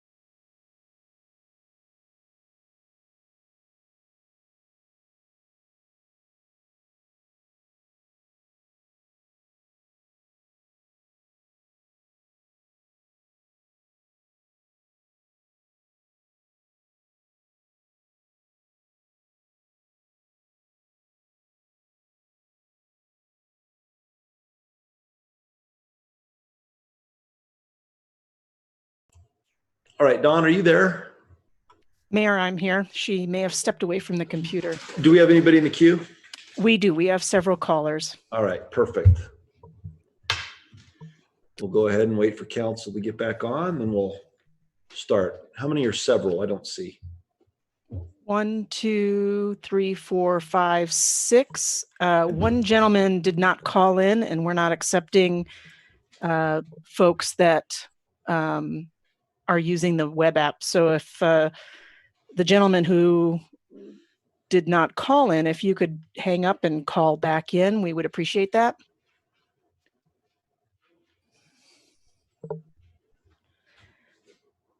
I will wait till Dawn is back.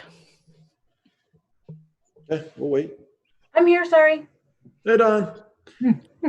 So can we, all right, let's go ahead and close the time to call in, just like picking up the list. And it looks like we got everybody. Polly, Joan, there's Susie. All right, perfect. So let's go ahead and I'll run the timer.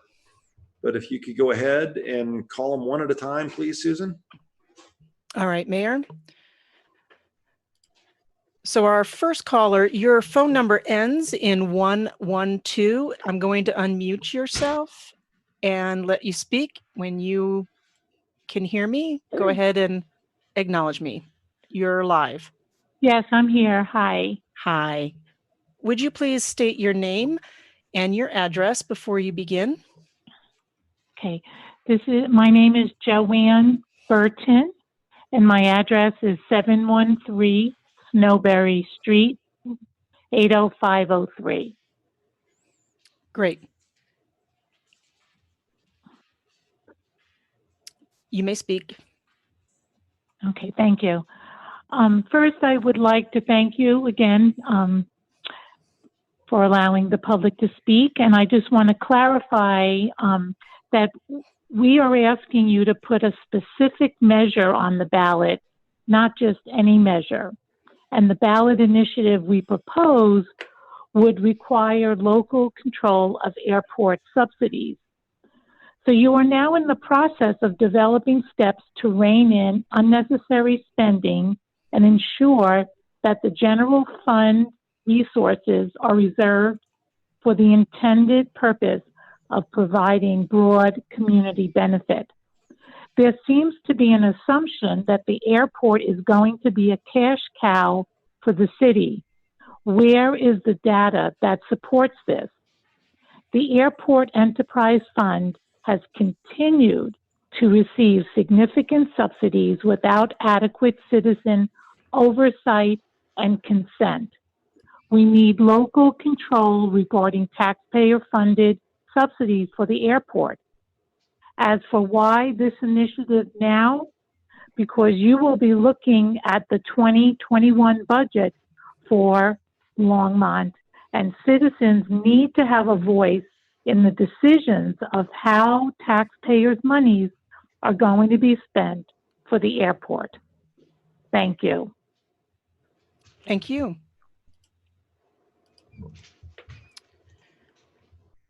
Our next caller, your number ends in 511. I'm going to unmute you. If you could state your name and address before you begin. You're unmuted. Go ahead. I guess that's me, Clark Allen. Yes. Okay. My name is Clark Allen. I live in the Greens, Twin Peaks Circle. I am calling about two topics. First, as it relates to wearing masks or face coverings in public, whether it be indoors or out. Wearing a mask shows you care more about humanity and others than the little bit of discomfort and inconvenience you may experience. Wearing a mask shows you are being socially responsible to others. This is just a small moment in time, and wearing a mask should be viewed and promoted as a symbol of honor, not a loss of personal freedom. Longmont has the largest number of COVID-19 cases in Boulder County, and unfortunately has held this title for a number of weeks. Therefore,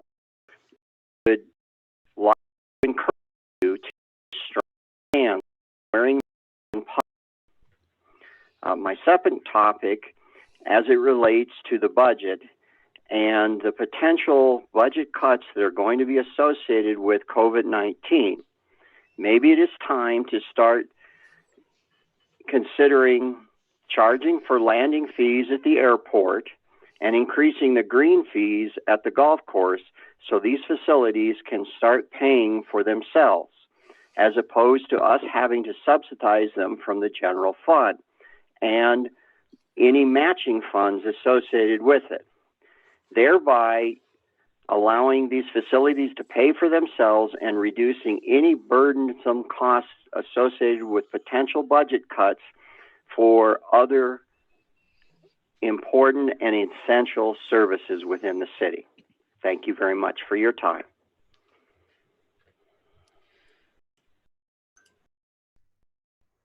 Our caller, your number ends in 721. So I'm going to go ahead and unmute you. If you could state your name and an address before you begin. Thank you. You're unmuted. Certainly. Mayor Beck, Council Store Grant, Longmont. Thank you for hope everyone's doing well. I understand the decision that was made to move and putting it on the ballot without decisions. Mayor Pro, for your full discussion on that matter.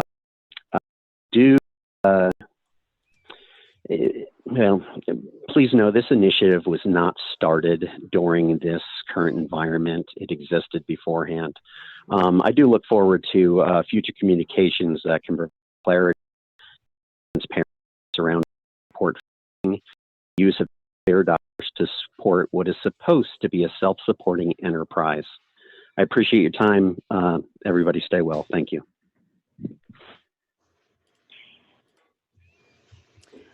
All right. Our next guest, your phone number ends in 364.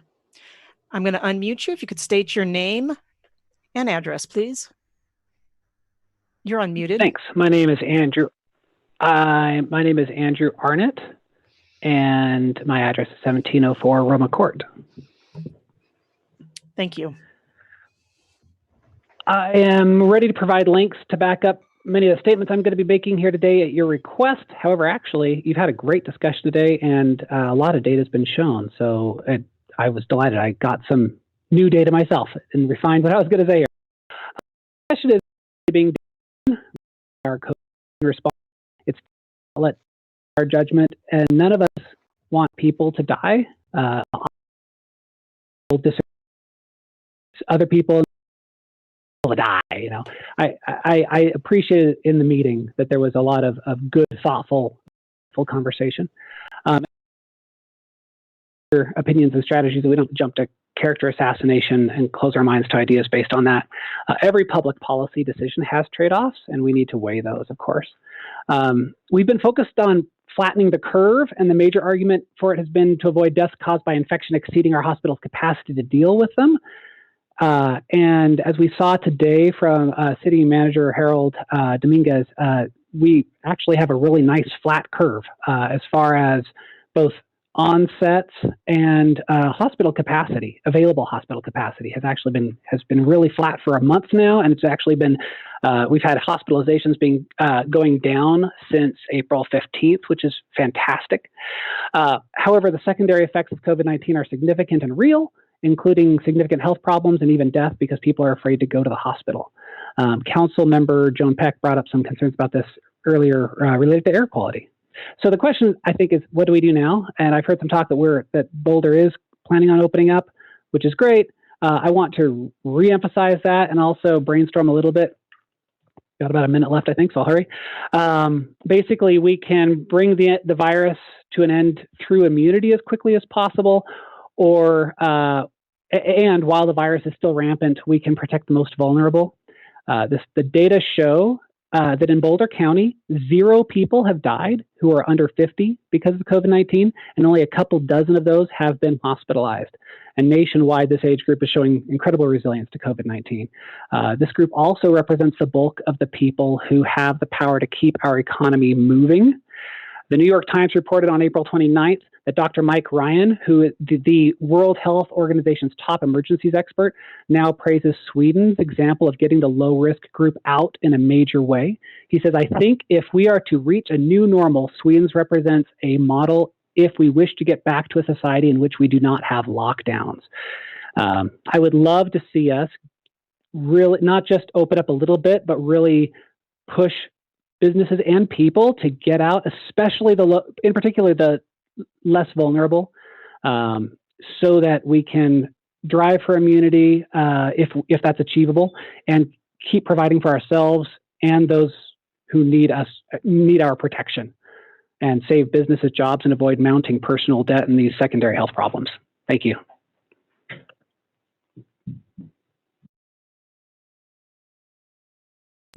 All right, our next caller, your phone number ends in 119. I'm going to unmute you. If you could state your name, please, for the record, and your address. You're unmuted. Hi, this is Karen Dyke. I'm at 708 Hayden Court. Mr. Mayor and council members, I wanted to just make some quick comments related to the conversation on the stamp well. Dale stated that according to the contract, they couldn't do a rework on that well, and I don't remember his exact words, but basically they're just letting it run. But they have done a rework.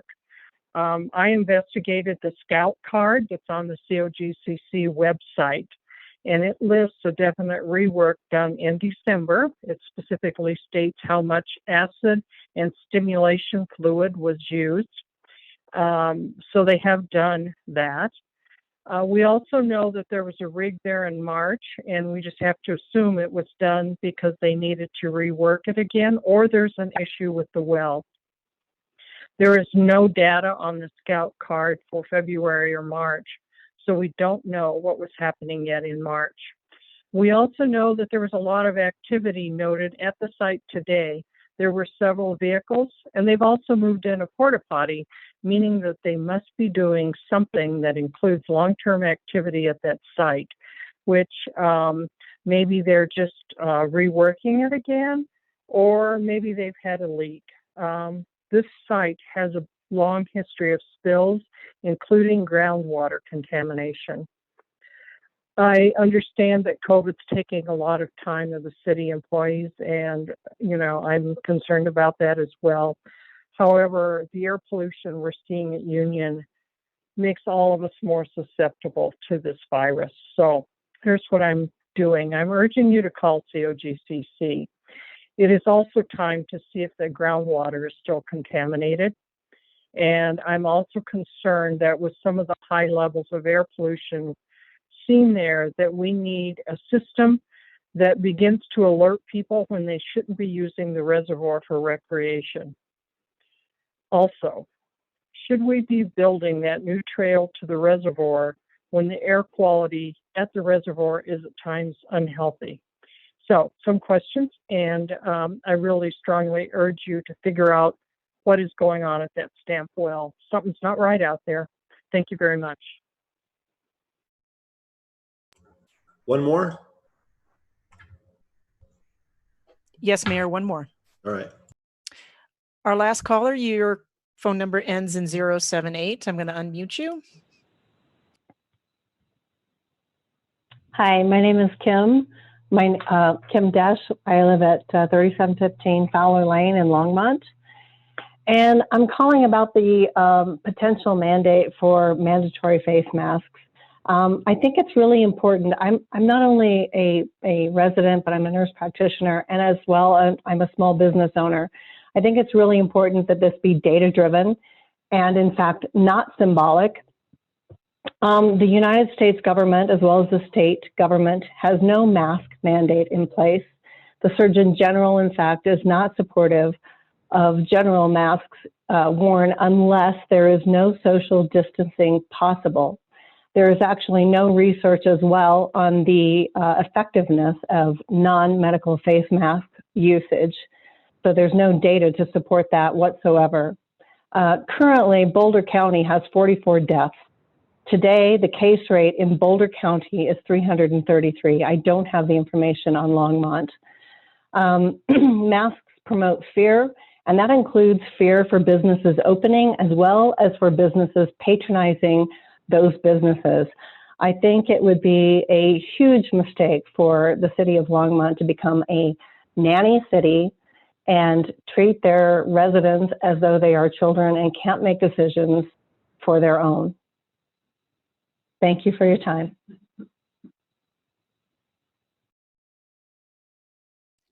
Mayor, that was it. All right. Thank you, everybody. We'll go ahead and close. First call, public invited to be heard. Let's move on to our consent agenda, an introduction and reading by title of first reading of ordinances. I'm going to go ahead and pull 8B, but let's go ahead and read them. Dawn, good? Sure, Mayor. 8A is Resolution 2020-37, a resolution of the Longmont City Council approving a contract with the Longmont Community Foundation for administration of the Strongmont Grant. Item 8B is Ordinance 2020-23. This is the item that was amended, that would cause the revised agenda. A bill for an ordinance amending section 10.08.180 of the Longmont Municipal Code on disaster and emergency orders. Public hearing and second reading scheduled for May 19th, 2020. I'm going to go ahead and move Resolution 2020-37, the only item on our consent agenda. Second. All right, it's been moved and seconded. If there's no further debate or dialogue, all in favor of Resolution 2020-37, say aye. Aye. Aye. Aye. All right, that passes unanimously. We do not have any ordinances on second reading. Hold on a second. Sorry about that. We don't have any. We do not have any ordinances on second reading. So let's go ahead and address ordinance 2020-23. Do we have a motion? Anybody want to say anything additional? I'll move ordinance 20-23. Second. All right, it's been moved and seconded. Anybody want to talk about, this is specifically the Longmont Municipal Code on disaster emergency orders, essentially allowing the city manager to have the power to require masks in public. Anybody else? Councilmember Peck? Thank you, Mayor Bagley. So Harold or Council, I would like to know what well, I suppose this would be to Harold because you're the one that would initiate this. What do you consider an emergency? At what point would you enact this? I think we have to talk about what do we have in place now. Okay.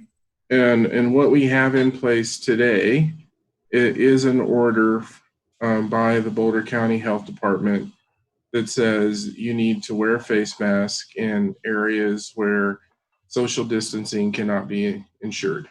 There are a lot of different people doing a lot of different things in this. What they supported is typically what the CDC, the Centers for Disease Control, is recommending, and it says wearing, in this case, they're talking about cloth face coverings in public settings where other social distancing measures are difficult to maintain. Especially in significant areas of community-based transmission. They use the example of grocery stores and pharmacies. And so we have an order today for Boulder County to wear masks. Right. The challenge that we have right now is we obviously overlap. And so consistency would be a big issue for us in terms of clarity for the enforcement purposes on this. And so that's what I would look at in terms of what do we have today?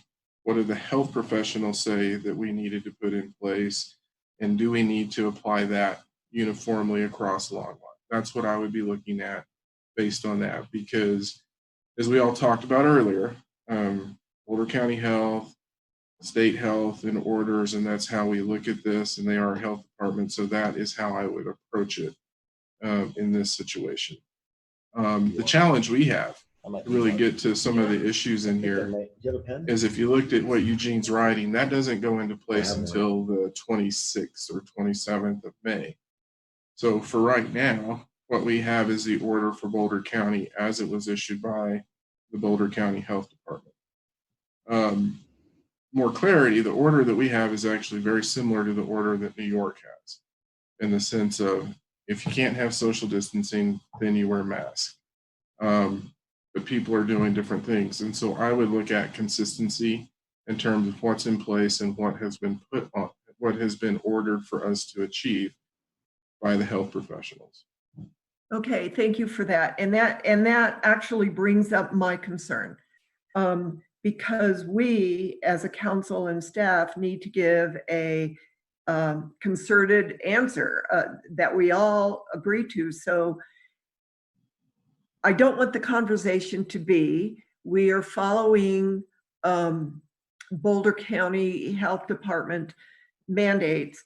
However, what council has told staff is that this is only for an emergency, and have the residents say, this isn't an emergency, so why are we doing this? So do we need both of these in place? And this is a bigger question for council, I think, to discuss, is that does one outweigh the other, or should we just be consistent with Boulder County and not do the emergency portion of it, the emergency? These sound a bit conflicting. If the Boulder County Health Department does not view this as an emergency, but an ongoing health strategy, then I'm just nervous about that word emergency and getting a conversation going with residents saying, why are we doing this when it's not an emergency? So, and that has always been, for me, the challenge of, especially with the emails that we're getting, is how do we answer these consistently across the board? Are we giving too many messages? So an emergency is defined when I issue the declaration of emergency and council then adopts the emergency, which you all have done. We are in an emergency as declared.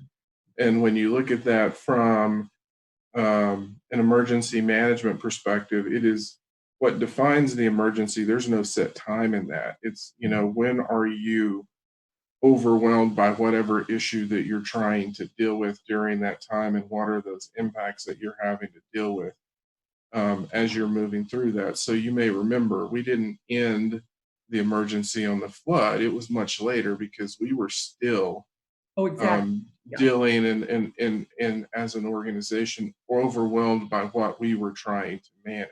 Okay. And so that's the trigger. So what I will tell you is today we're in an emergency. And only until we reach the point where operationally we're not in a situation where we're overwhelmed will we consider removing that. But then that would be a conversation that I would have with the council in terms of what are we dealing with at that point in time. Okay, thank you.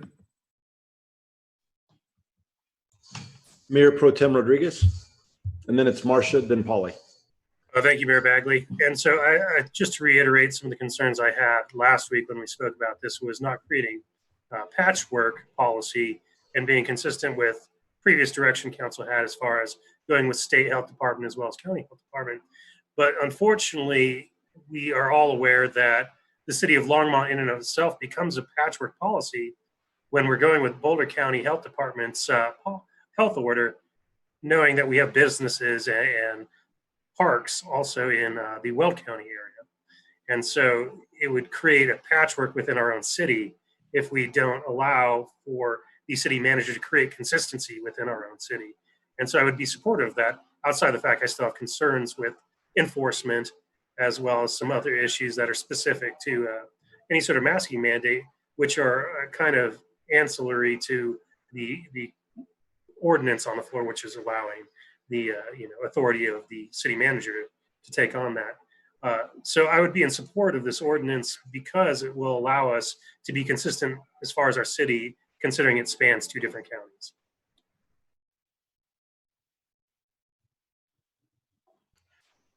Councilmember Martin? Thank you, Mayor Bagley.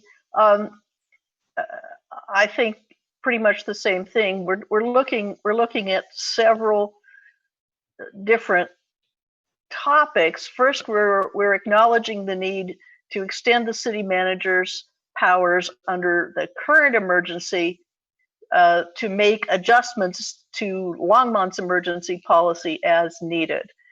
So what the Mayor Pro Tem had to say was the foremost of it. We need to eliminate the differential between the parts of Longmont that are in Weld County and the parts of Longmont that are in Boulder County.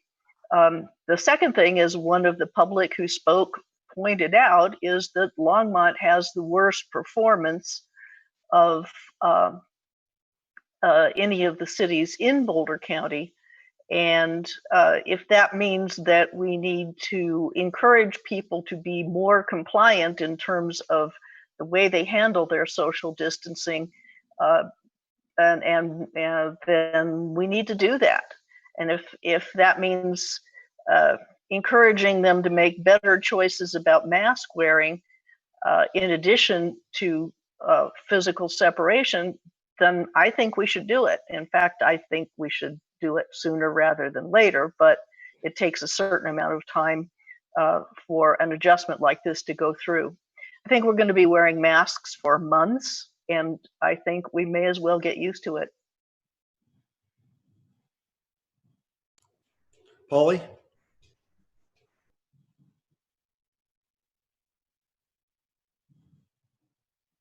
Sorry.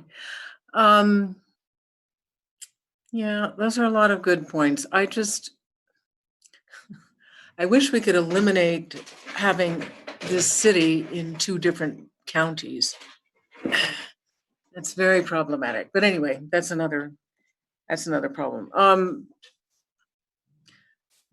I don't understand how this would be different than just following the county order. And I would prefer generally always to have things be simple rather than a patchwork. However, as Mayor Pro Tem said, it's inherent in the fact that we are in two counties. We can't do anything about that right at the moment.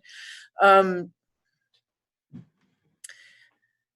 don't know. I just think it's going to make it very confusing to try to answer people as to what orders are we following, and when do they take effect, and how are they different?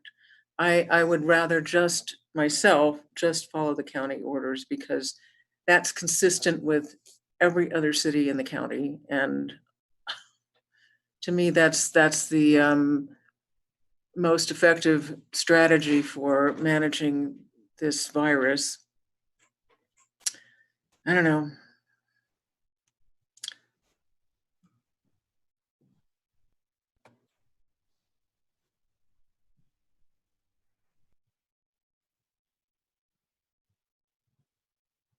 You're Sorry, muted, Dr. Brian. Dr. Waters, sorry. Mayor Bagley, we've all gotten the incoming emails with messages, and personally, I haven't tried to respond to all of them, unless they're directed to me individually. I'm not going to get into debates with people about the definition of an emergency. If there's not a doubt in my mind, we are in one. We declared as much, and I'm going to leave it to the judgment of the city manager in terms of where we are in a trajectory to get out of it. Number one. Number two, I've read and I've heard the concerns about trust us to do the right thing, and I'm going to support this ordinance. I have one question about it. I'm going to support this ordinance. And I regret that it's going to be viewed by some residents as somehow not trusting people. But I've voted on a whole bunch of ordinances since I've been here on the council that set parameters, give direction, create limitations, and not in a single case have I made those decisions because I don't trust our residents to do the right thing. But we pass all kinds of laws that set parameters and send messages and create limitations on what you can and can't do with your property, your car, your attire, whatever. It is part of civil society. The part of the role of government is the health and safety of our residents. That's the highest calling for me as a member of this council. And not a statement of a lack of trust. It is a statement of obligation to the greatest good for the largest number. I feel that's my responsibility. And to fulfill that responsibility, this ordinance makes sense. I want to say for a lot about data from residents and from Harold. And I'm one that argues that we ought to make our decisions based on data. But somebody's going to have to show me where what I've done with my understanding of the data is wrong. That the preponderance, I can cherry pick data, I can cherry pick an opinion, I can cherry pick a study to arrive at all kinds of conclusions here. But the preponderance of evidence is if we're not in a position yet where we can contain this virus. If we had the testing regime, we could test, isolate, trace, right? Then we have the potential to contain it. We're still mitigating, right? And as long as we're mitigating, it's my understanding the preponderance of evidence in the interest of the health and safety of the largest number is that it's masked in combination with other things. It's masked in combination with, it's not masks alone, it's masked in combination with the health and safety of the largest number. I don't care what your age is or your underlying health conditions, to the largest number of residents in this city. And I'll be hold me accountable. That's my obligation, and I'm not taking a step backwards on that being, I think, the right thing to do. The only question I have about this ordinance is the word masks doesn't show up in the resolution. It talks about PPE, and I guess I should assume that PPE is the equivalent of masks and other things. Would that be fair, Harold? Since masks. That's my understanding, but I'll let Eugene come in. He drafted it, so. All right, I'm done. But I'd like to hear an answer. Councilmember Waters and Mayor and Council Eugene May here. Hopefully we're building his emergency authorities to deal with a range of hazards. And so, personal protective equipment is a term of art. And I think most people certainly nowadays knows the intent behind that term. Thanks, Eugene.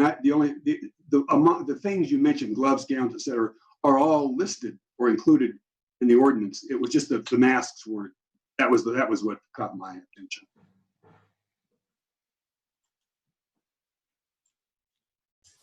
Councilmember Hidalgo Faring.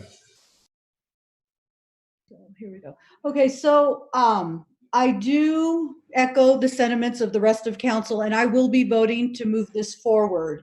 And the reason why is, so we look at the data. So something that the data showed, or what recommendations were at the beginning, and this is kind of the question I have, is it was recommended that not to wear a mask, and you touch your face and you'll do other things, and it could cause it could be spread more contagion. And then the recommendation then pulled away from that. And I remember when that happened. And I guess, does anyone have any background as to why they switched? So we can, because I'm getting some responses from people who are still holding on to that belief. And I know it has changed since then. That's not what we think. Answer a question if we know. There is not clarity on that. Mm-hmm. Only in that what health officials are saying is that by wearing a mask and covering your face, you are reducing the amount of droplets as you're talking. So if I don't have it and, I'm talking and sometimes you can see stuff, Mm-hmm. it's that reduction. So when you hear them talk about it, that's what they're talking about in terms of the masking now. In terms of why they were saying that at the beginning, there's a lot of theories, but no one's really answered that. Okay. So thank you for that. And the other piece for me, it's not a matter of being a nanny state. It's not a matter of not trusting our residents or even having it be a political. For me, it's a public safety issue. Why we wear seatbelts, why people wear hard hats, why are there certain areas when there's construction that you have to have those protective measures in place. This is one of those measures. And the fact that we are, and I don't know what the exact number for Longmont is as far as cases, but it is concerning to me that we are, of all the Boulder County cities, that we have the highest incidences. And so, you know, it's a precautionary measure, it's a safety measure, and we're making choices to protect the health and safety of our constituents. So that is why I'm supporting this. And even if, so with the mass usage, if it protects one person, if it saves one life, that is an effort worth making. And so that's why I will be supporting this ordinance. Councilmember Christensen. I sort of liken this to the habit that was pretty common in the Old West and up until actually the 20s or something, where people would go walk along and just spit all over the place. It was just, I don't know, they just spit. And then they began to understand germ theory and realized that this was how tuberculosis, one of the chief ways tuberculosis was spread, because it vaporized in the air. And once people put up signs that said no spitting, and people actually started not spitting, they reduced the rate of tuberculosis enormously. We've been using masking since the 1300s. We certainly used it in Longmont in the 1917, 18, 19 flu pandemic. And so this is not a new thing. It, as Councilman Waters said, this isn't alone. You still have to wash your hands. That's the main thing you have to do, is wash your hands about 50 times a day.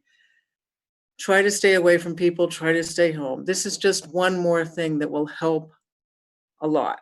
And as people have said, you know, it's very inconvenient, it's very uncomfortable, but think of how inconvenient and uncomfortable it is for someone you know to live, to suffocate to death alone in a hospital on a ventilator. That's very inconvenient.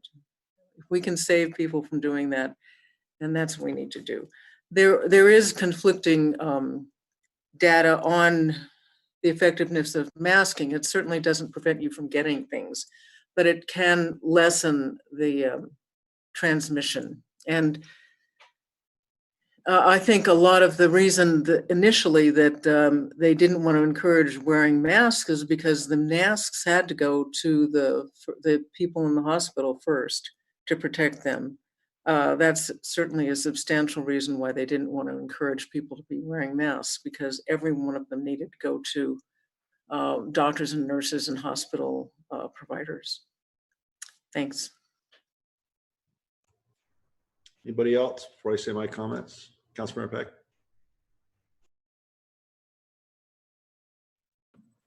Thank you, Mayor Bagley.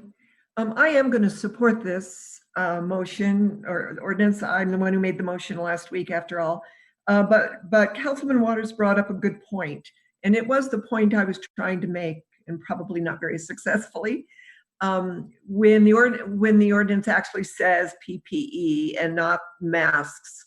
And this is where I feel that we get in the disconnect with the public, because we are telling the public, if you do not have a specific mask, you can, a PPE mask, cover your face and nose and mouth with a bandana, with whatever you have. So and that was my point of asking, is Boulder County's health recommendations or mandates any different than our emergency? Because words matter. And the way you present it to the public matters. And I agree with Mayor Pro Tem that we are not just one county. And that's why this emergency order is very important, because when you say we're going to follow the county, well, then what is Weld County going to follow, and how do we make that work within our city? So our city manager runs Longmont, and that's why we need to give him the power. But I do think words matter, and how we put that out to the public is really important.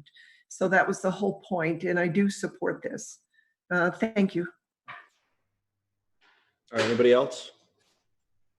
All right.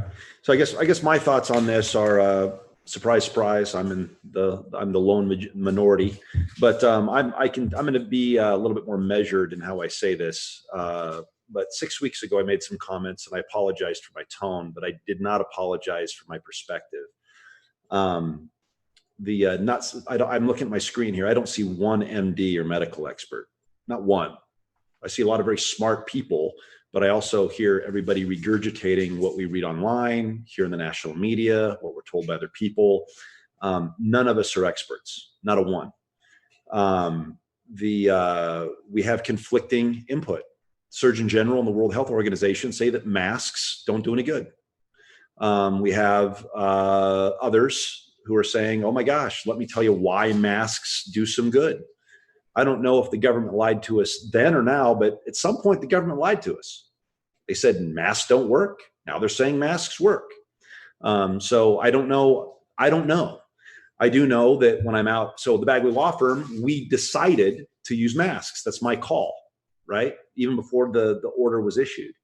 But I also see that people are frequently taking off their masks. They won't let you into Home Depot without one, but everybody takes them off to talk, including their employees. I rarely see anybody with a mask covering their nose for more than 10 minutes because they can't breathe. I also think, I'm also frustrated because usually, not right now, but usually online, not all the time, but usually this discussion is usually followed up with conversations about Trump, the presidential election, Medicare for all, socialism. I look at the divide between who wants masks and who doesn't, and this has become, this COVID-19 crisis has become clearly political. I don't know what it all means. I'm not smart enough to digest it, but we voted to follow the governor and the health department of the counties. That means if Weld County does one thing, I say we let them do what they're going to do. And if Boulder County does one thing, let the county health directors do what they do. But when I spoke before and I was upset, the same information that Jeff Veach was giving us back then is the same information that is currently available. This all started by saying that 10% of our population was going to die. That was the fear. And then, oh my gosh, our hospitals are going to be overrun. Then, oh my gosh, everybody's going to get sick and our grandparents are going to die. So bodies aren't in the streets. We shut down our economy. And now it seems that masks are the only visible sign of this pandemic. I'm not a virus denier. I am saying simply that the data then and the data now, if you look at New York, on a certain day, they did a random sample. 21% of the people in New York had the virus and didn't know it. 13.9% of the people in New York had the virus and didn't know it, which means that out of 10,000 people who get it, that's six people who will pass from this. Now, that doesn't mean that we won't have an overrun or possible, run on our hospitals. But other than New Orleans, Detroit, and New York, and a couple of hospitals, we have not seen a first surge, let alone a second surge. I have yet to hear what we've seen other than it's coming, it's coming, it's coming. I think that I question, from the beginning, I think that this was mishandled by all levels of government. I think that we should be locked. You look at all the deaths, they're occurring in our nursing homes and among our seniors. They should be on lockdown. Again, my parents are there. They're not coming out of their homes. I hope that you folks here at council aren't coming out of your homes because you're vulnerable. But when does herd immunity come into play? Let's suppose the masks work and it keeps us all from getting sick for a little while. Well, at what point do our elderly come out? And so if under the age of 60 or 50 are healthy, there's reports saying also that children don't pass it on to their grandparents. There's something about kids. So I'm just saying that we continue to make decisions with little or no data. And I'm not saying that I have all the answers. All I'm saying is that I don't think city governments, I stopped getting on the calls with Mayor Hancock and the other metro mayors because they all have a different opinion and they're all going off in 1,000 different directions. And government continues to give our citizens conflicting data. And so I'm not saying that they work or don't work. I'm just saying it's above our pay grade and we should follow the counties. If Weld County wants to do what they do, there's like, 12 people that live in Weld County as well as stores. And if Boulder County wants to do what they want to do, let them do it. But I think that dictating mask wearing when we don't know if it's effective or not effective. I mean, how many of us have masks that have washed our cloth masks? Are we washing those every day? Good job, John. And so my point is, how many people are doing that? And so it's just we continue to make decisions that defy, I think, common sense. So I'm going to vote against it. So everybody can say I suck. So Dr. Waters, let's start with you. You know, I'm not going to say you suck. I am going to say this. I've expressed my position, my view, based on what I think is my responsibility in the preponderance of evidence. I've chosen not to lecture you or anybody else on this council or anybody else in Longmont, and I don't appreciate being lectured about my ignorance, my haste, my inattention, or my unwillingness to consider all of the evidence out there. I just, on the record, you know, we can go at it that way if you want to, but I'm not going to sit here and be lectured about what I think is my responsibility to this community. And I wasn't lecturing you. I'm just arguing my point of view. Well, it sure sounded like a lecture to me, Brian. Well, I'm in the minority. So, I mean, listen, I respect you and I respect your position. You're right. There are no experts on this council. There are no city councils, I'm guessing, that are made up of physicians, epidemiologists, or virologists. Every policymaker in the country is taking the best they can take or best they can get from the preponderance of evidence, making their judgments, filtering it in whatever day we're going to filter with two purposes in mind: health and safety of our residents and trying to reinvigorate the economy. So if we're going to talk about data, I mean, if I'm going to argue your side of this, I don't know how I could argue. I could not, I'm not going to lecture you. I could not argue that your side of this without being able to answer a couple of questions. What is the acceptable casualty rate for me if I'm going to push an agenda to move people back out there? If you can't answer that question with at least a parameter, given the data, and I understand the argument is on the other side of it is suicides, domestic violence, child abuse, all the things. Bring those numbers. We've heard from residents, and I've heard you talk about data. What are the data? I don't want to hear speculation. I don't want to hear wild estimates. Give me real data so I can do the calculus of the risk of putting people back to work without the testing regime we need, right? Against what the real, at least the parameters are for forecasting. But nobody gets it. I heard Chris Christie, I don't want to make this political, but I hear leaders at every level saying, we sent people off, World War II to fight for the way of life. Well, we sent them off with weapons. We sent them off with strategies. For us right now, our strategies and our weapons are our testing regime and being able to know how to test, treat, and trace. That still sounds to me like it's absent in most of our, get back to work policies. So if we want to have a really robust discussion about all that, we should. I'm just saying, I'm not an expert. I'm just doing my job. Let me give you one point of data, right? For every increase in unemployment, they anticipate 40,000 suicides, increased suicides. We're well over 20%, 17% increase. If you actually follow through what the population of the United States is, 328 million, we have 1.75% of the population in Colorado. You actually extrapolate it. That means 800,500 people have gotten the virus and gotten better. That means if everybody gets it in Colorado, we will have 3,455 deaths. Throughout the United States, it means we'll have 200,000 deaths. If you look at the suicide comparison, that means 11,900 people in Colorado will kill themselves versus 3,455 dying from the virus. I know how many have died in Colorado from the virus. How many suicides because of the virus or the stay-at-home order? It's right now, we don't know that because they don't get reported. I know we have 80,000 Americans who have died. Mm-hmm. How many nationally have committed suicide?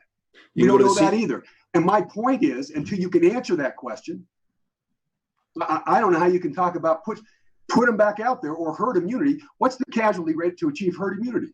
My point is, those questions aren't being asked and aren't being answered. I'm just saying we're just acting without data. That's Well, it. we're acting with the best data we have. Right, and oftentimes that's not enough. All right, go ahead, Councilmember Martin. I'll shut up now. Thank you, Mayor Bagley. I also take exception to the accusation that council members can't understand science. The question wasn't asked of me, but in fact, I could have explained in a lot more detail than you're going to want to hear, so I'm going to slide right past it. Why the apparent contradiction between masks don't do any good early on and masks are necessary now. And they were two different questions. When it was first discussed, it was masks worn by the public to keep themselves from being infected. And yeah, they don't do that. You have to have a really swell mask to do that. And you have to be a healthcare worker who understands how to be a masked person. However, if you have two members of the public who can't social distance and they're both wearing masks, then they protect each other. It's a different question and it's a different answer. Not only that, there have been scientific studies of the fluid dynamics of the survival of the virus in big droplets exhaled versus aerosol droplets exhaled and the length of time that the virus survived. And the only reason that those are not considered a definitive result that says we all should be wearing cloth masks to walk around in public is because the experiments are so new that they have not had time to repeat them, and so they're not statistically significant. But the explanation is there, and someone who takes the trouble to do it and has a basic high school understanding of physics can understand perfectly well why we should all be wearing masks. And that's why I think we should all be wearing masks. So I don't appreciate being told that these decisions are being made by ignorant people, because not all of us are ignorant. And we need to explain to the public what they're doing. Okay? Oh, hold on. Be clear. I never called anybody ignorant. I didn't use that word, not once. So I hear a lot of straw man arguments being thrown out there. That's not a straw man argument. That is I picked a different word than you picked. You said that we don't know what we're doing. You said that we don't understand. What I said is we're not medical doctors. And I pointed out that there's— You don't have to be a medical doctor to understand. I pointed out that there's conflicts among medical doctors and the same people that we passed the motion on. That's all I was saying. And the conflict that you pointed out was a false conflict. Okay. Councilmember Peck, did you have your hand up? All right. Councilmember Christensen, you have your hand up? All right. Councilmember Hidalgo-Farron, got your hand up?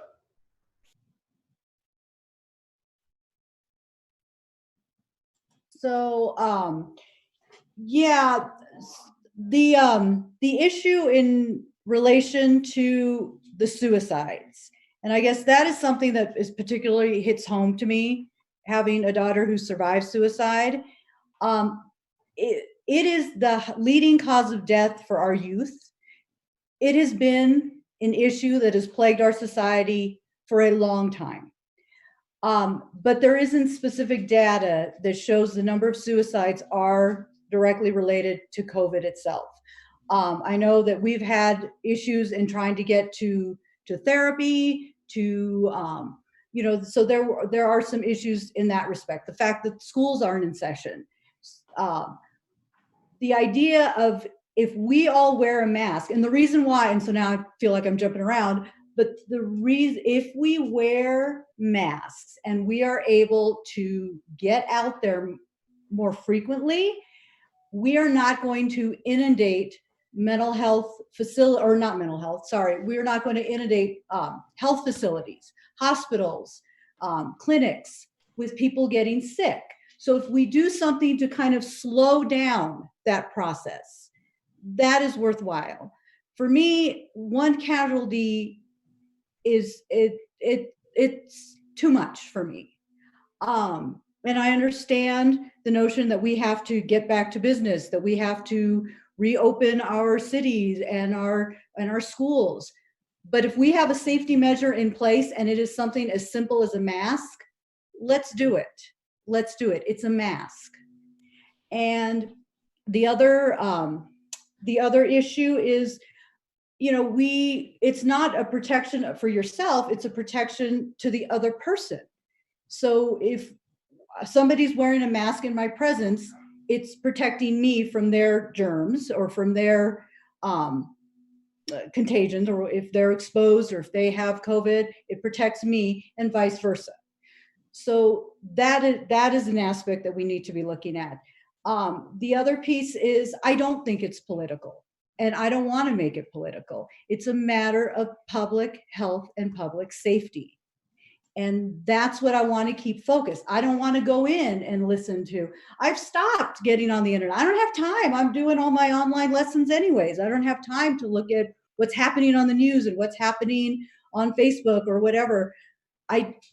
What I am looking at are the Boulder County sites, what I'm hearing when I talk to Harold, or what I hear when the governor talks. Those are what are being processed through my head as I'm making decisions in moving forward. And that is why I'm supporting this. It's not trying to make this issue a political issue. And that's kind of what I want to drive home. So that's all I have to say. Mayor Pro Tem. Thank you, Mayor Bagley. I think just in this conversation, we've seen a bit of a microcosm of the emails that we've all been receiving on the topic, as well as probably a lot of the arguments we've seen playing out, not only on the national stage, but also here in Longmont, as well as just probably amongst, I mean, my parents' household, for instance, is a bit divided on the issue, for instance. So we see this even at personal levels, kind of the disagreements that go on. And I also think that when we talk about data-driven decisions, I think that we're all right in the fact that the data has continually changed. That is part of this being a novel coronavirus, is that we don't have good data. And we can only hope the data continues to get better. I think that's the real hope here. And so we can continue to make better data-driven decisions. One thing that I think we can all agree on is that restrictions are easy at the state level. I think I'm pretty sure the county has said they're not extending stay-at-home order past the 8th. And so we know that restrictions are going to start lifting. I believe as restrictions lift, it's only prudent for precautions to increase. We're not further restricting business by having masks being worn. In fact, it should be the opposite. We should be having businesses open up more freely with social distancing and with masks being worn. It's something I've actually talked to many people about, is I don't think we necessarily need to close down businesses at the level that we did if we did maintain good social distancing and we did take further precautions, specifically with office buildings. I feel that was an easy one where you can maintain social distancing and work in a safe manner. And I think that we see that coming as these restrictions are being lifted at the state and local levels. And so I don't find it so much an infringement on people's rights as it is an ask for us to return to more of a sense of normalcy and to get back to an economic system that's more sustainable.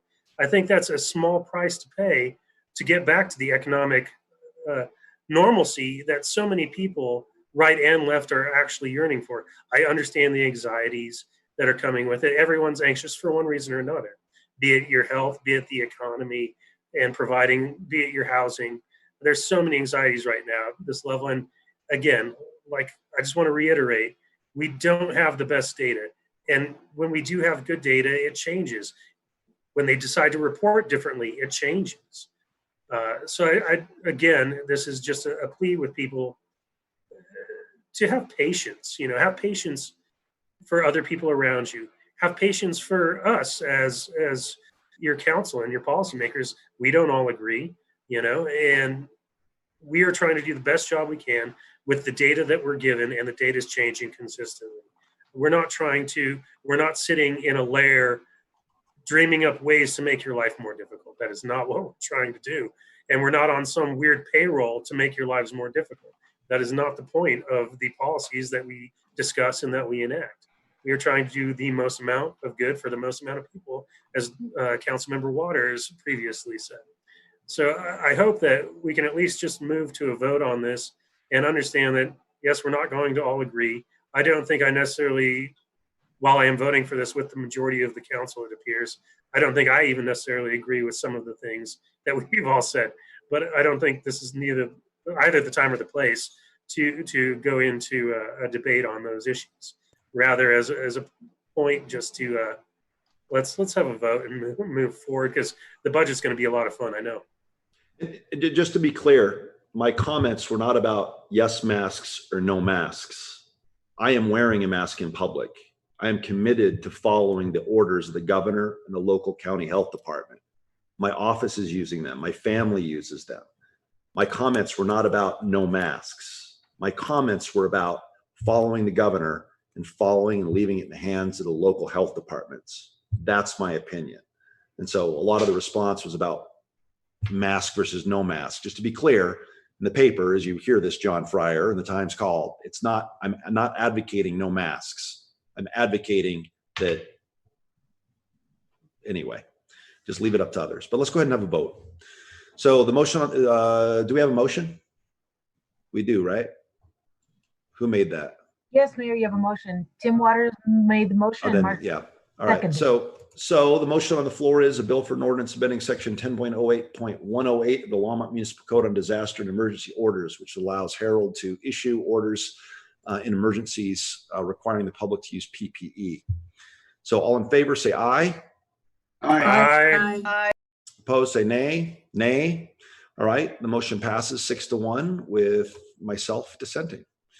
All right. Let's go on to general business. 2021 budget planning.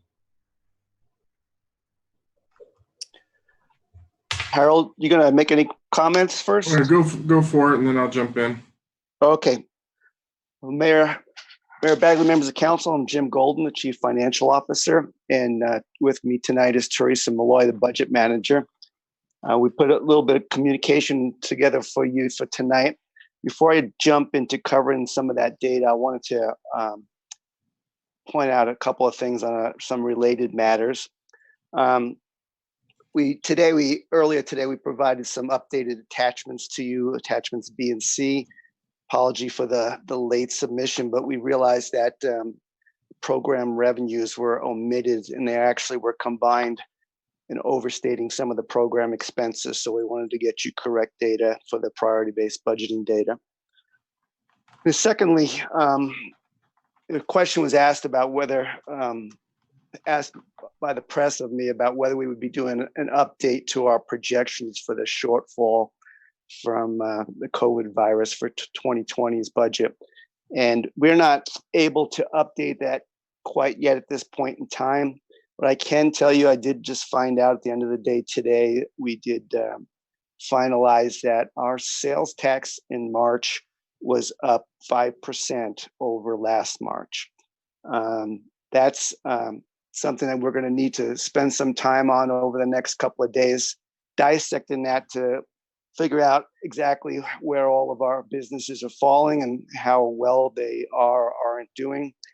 2 weeks of that month's data is part of what I consider to be part of the 2 months that we projected we would have severe sales and use tax shortfalls. So obviously this is exceeding my projections for those 2 weeks. There's a lot of big box activity as well as internet sale type activity that are boosting this, but I don't have all of the details yet, and we'll probably be working through that the next couple of days, and we'll get my monthly email out to you with details. Probably next Tuesday, hopefully we'll be able to come back with some revised shortfall projections for 2020. Jim, so go ahead. to kind of jump into what Jim's saying, so we had been, as the numbers were coming in, I was asking him, well, what are we seeing? What are we seeing? And we have a lot of questions. Obviously, the one thing I would say based on this statement and what we've seen as March is we need to be extremely cautious in assuming that that's going to be what we see in April. If you remember me talking to you all last week, we were getting a sense, and I said we really need to see what's happening in April before we can truly at least get a sense of what the immediate impact was for us. What I can tell you is in conversations with my colleagues in terms of looking at the data, what I'm anecdotally hearing right now, those communities with big boxes are tending to do better than they projected. And those communities without those are tending to do actually worse than they projected. And so we know that's a piece of the equation that we need to look at as we're digging in the numbers and seeing what's happening around us. And then understand was, so the questions that I've thrown into Jim on this was, A, is this part of what we saw in the binge shopping that people were going through in March? And is that part of what we're experiencing in this? And is that going to change dramatically? So that's a piece that we have to understand. Another interesting question that, and I don't know if we'll be able to get at it, but this is the first time that, as Jim and I have talked about, have we really seen, since people are more sedentary, are we seeing them stay in the community and shop? And so that's something to look at. And so we have a lot of questions. So I want to be very focused in saying it is too early for us to tell, what this is going to look like. And I know that's what Jim's alluding to. I just wanted to be more overt in saying we've really got to see April.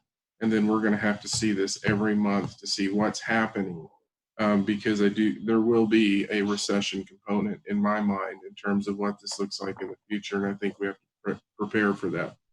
Jim, did I misstate anything? No, you didn't. And I agree with everything you said. And also as beginning to look back on some of our historical data, seeing how much of a recession impact we had 10, 12 years ago, I am going to probably be revising my recession projections as well, higher than what I was using at 5%, because we saw 8% back in 2007 through 2009 differences. So we'll revise everything. We will look as well at some other funds that we didn't include in our first review to make sure that we're identifying any impacts that we can. So with that, I'm going to move on into the 2021, I should say, budget discussion. And last year at this time, we had a study session where we discussed the 2020 budget, and we asked council for budget direction at that time.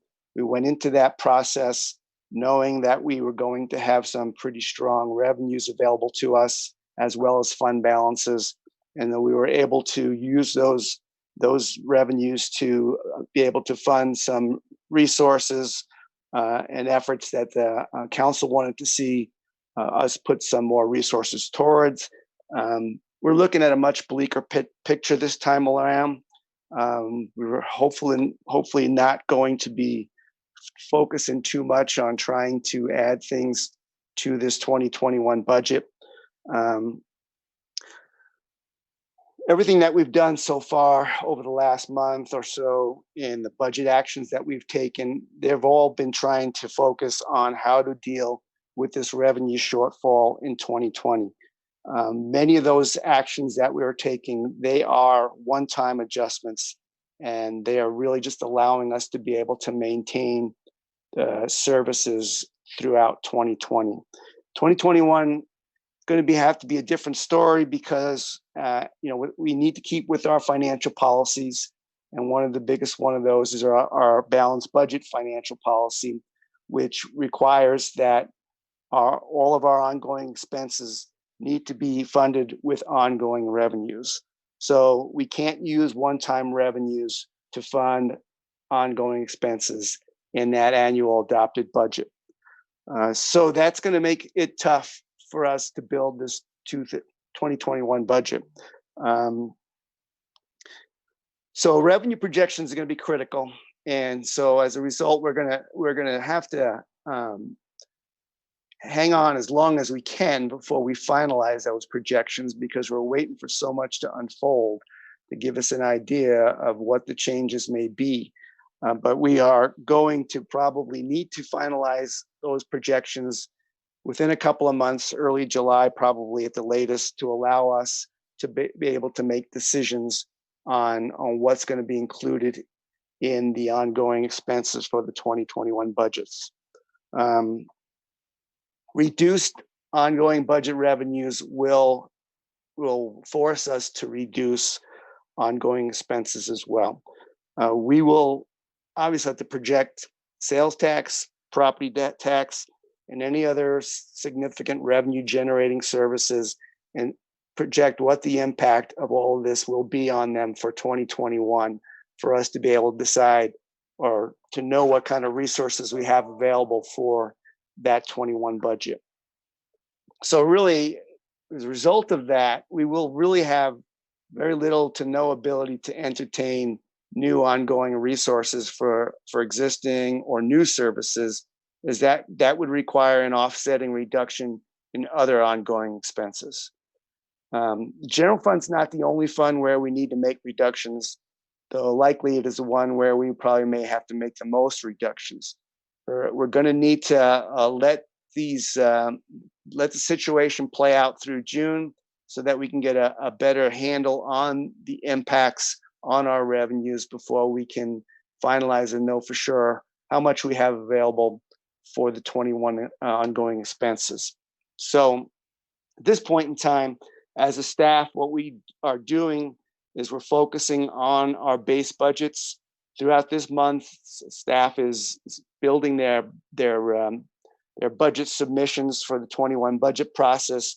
We've asked them to focus on looking at those base budgets and seeing what can be reduced from the amounts that they carry forward in previous years. To ask them to take closer looks at that, rather than coming to us with requests for additional funding for new additions in the 21 budget, which are very unlikely to be able to be funded. In addition to the base budgets, beyond that, we're going to use priority-based budgeting as a tool to assist us with budget reductions as necessary. I'm going to ask Teresa to step in here and to briefly take you through that priority-based budgeting process, to update you on that and give you an idea. For a number of years now, the notion behind a priority-based budgeting process starts with identifying the results that the city is in the business to achieve, and goes through a multi-step process that then ends with a prioritized list of city services or city programs that fall within a quartile perspective. In 2016, the City Council adopted Envision Longmont. And then in 2018, for our 2019 budget process, we worked to incorporate the Envision Longmont guiding principles into our priority-based budgeting process. So this included the involvement of City Council and the community, along with a diverse representation of city staff. So we are now using the guiding principles from Envision Longmont as the desired results in our priority-based budgeting process. And those guiding principles and their relative priority weightings were provided to you in our council communication. But just to recap, they are livable centers, corridors, and neighborhoods, a complete, balanced, and connected transportation system, housing, services, amenities, and opportunities for all, a safe, healthy, and adaptable community, responsible stewardship of our resources, And finally, job growth and economic vitality through innovation and collaboration. So those are what we mean by the desired results.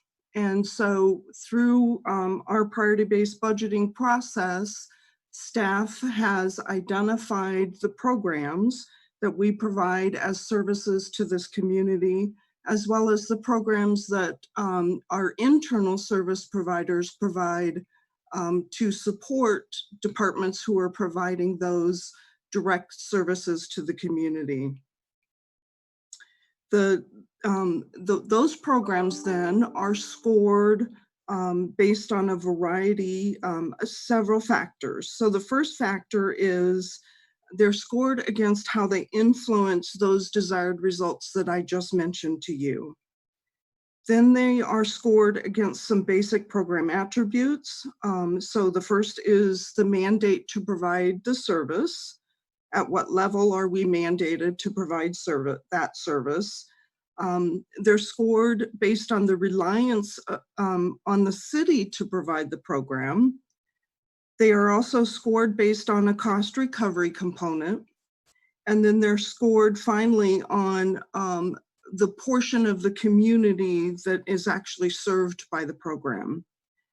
So it's a pretty elaborate scoring model that basically results in an overall score that is made up of those different components. And that score really determines where those programs will fall within the quartile ranking. So higher scoring programs will fall in a quartile 1, and our lower scoring programs will fall in quartile 4, and then in between. The step, each of these steps is not something that we update every budget process.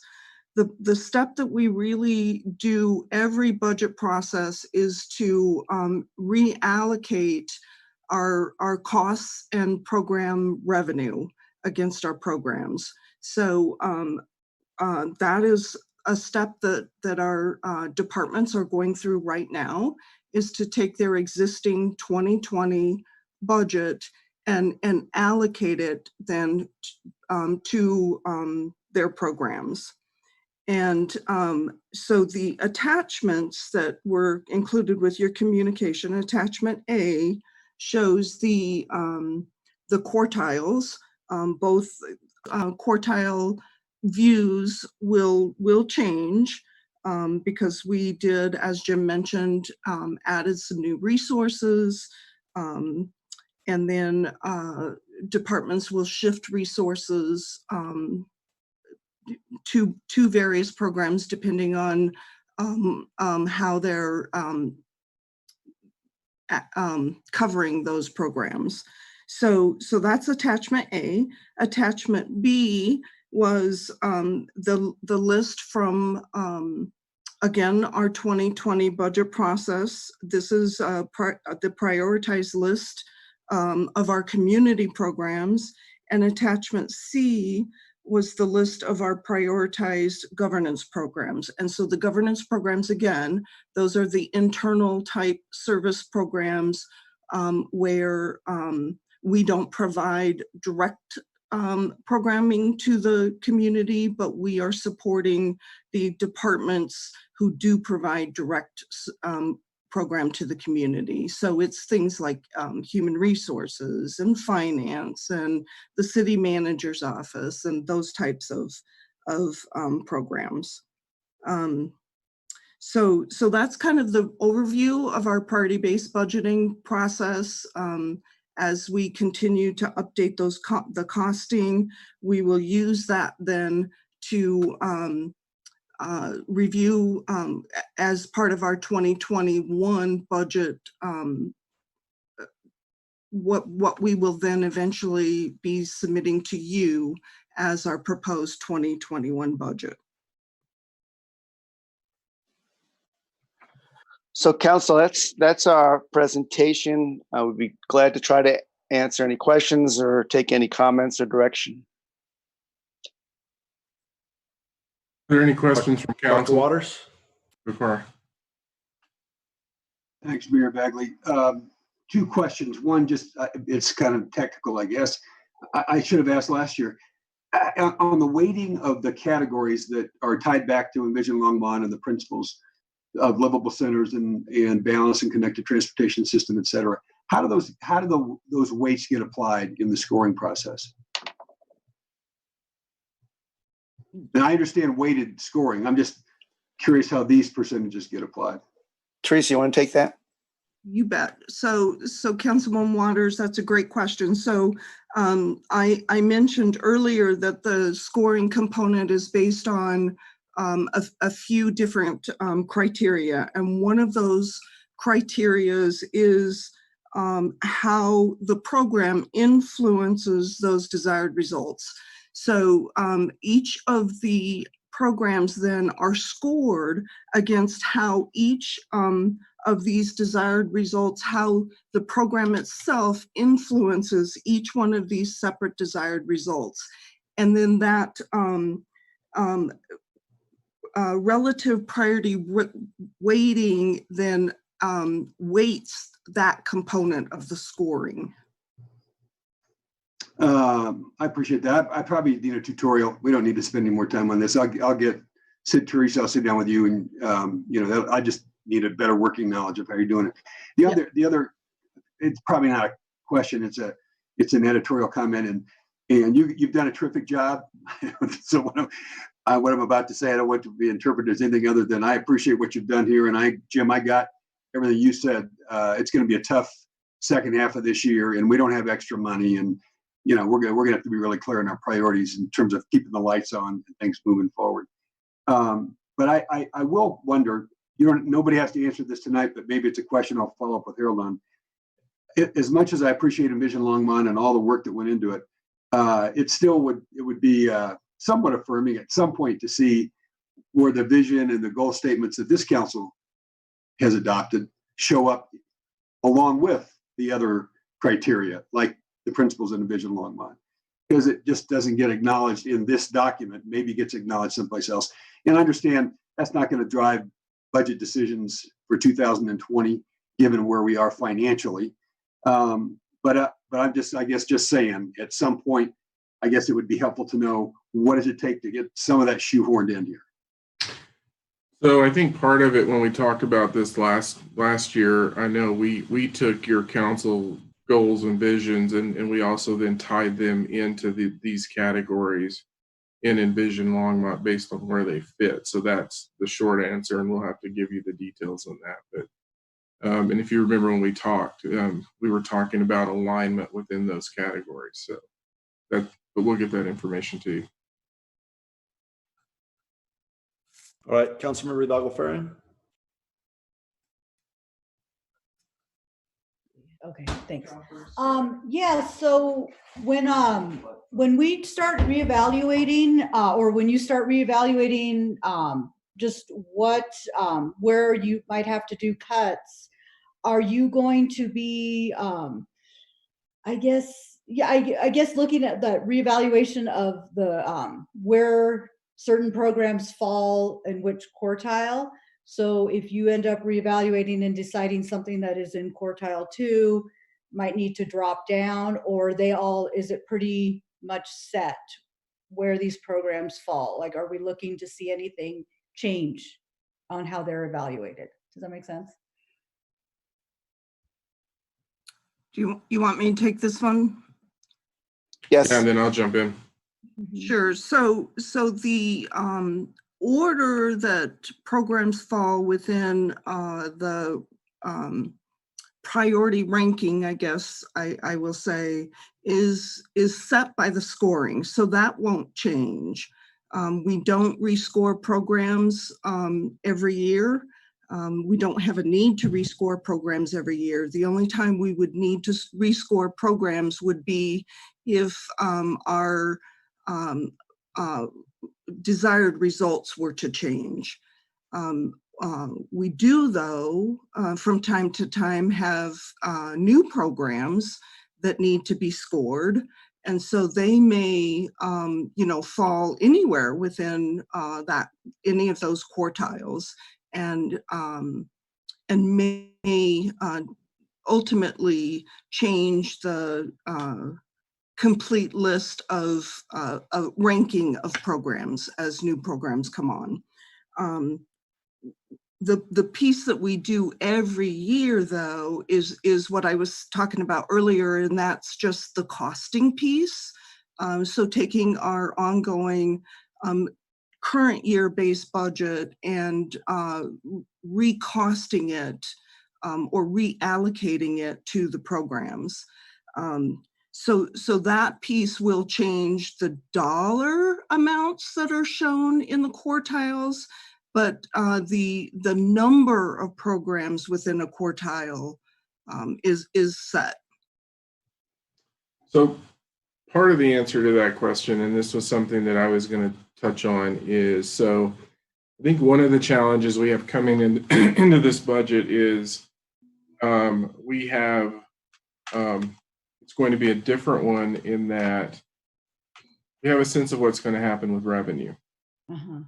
The thing that I think we're going to have to pay particular attention to is what's just happening in the world around us generally, and what needs are we going to see that may become more significant as a result of everything that we've been through. And so, what we, to give you a point of that we talked about that we're talking about in terms of the 2020 budget, is we know that we council directed and we allocated money for early childhood education. And it was really to look at a component of how do we help people get licensed and some of these other components in terms of what they need. What we know today is the need in early childhood education is much different than it was when we had the conversations. And then that has a connection into businesses and workforce and these other issues. And so there's going to be an added component that we're going to have to be very mindful of generally in terms of what we're dealing with. And there's other things I want to touch on. I see more questions, but I'll hit that as well.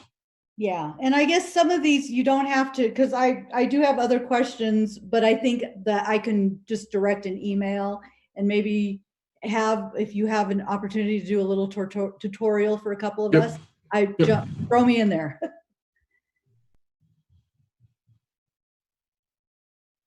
Mayor. Councilor Martin. Thank you, Mayor Bagley.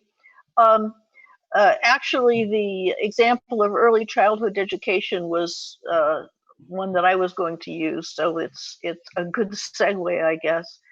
I'm not quite sure that whether this is an example of rescoring or not, but the example that Harold gave about the needs of early childhood education being different seems appropriate to use in terms of what rescoring means, because we were looking at upgrading it, at making more available, in terms of putting together training programs and expansion programs of various sorts.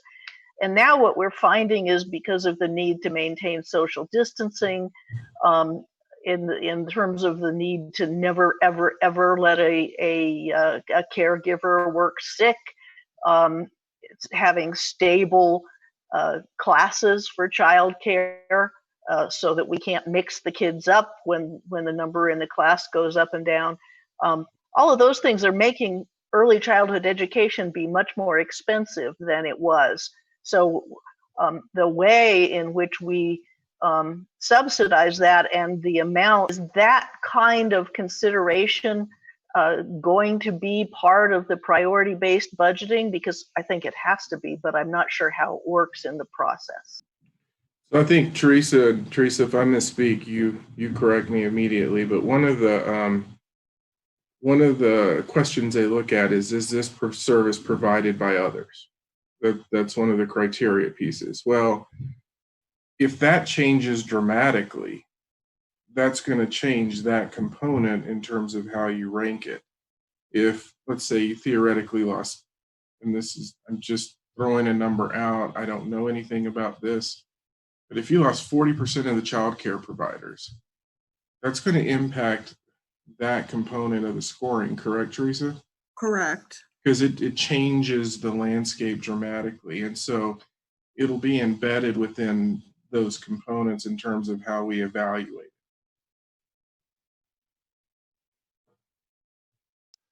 Did that answer your question? Kind of. I mean, if you needed 50% more caregivers, it would be the same thing, which is more likely to what's going to happen. Correct. I mean, in financial issues, states having financial issues, RTDs having financial issues. And so does that landscape change on us as well in terms of potential grant dollars we were anticipating coming in?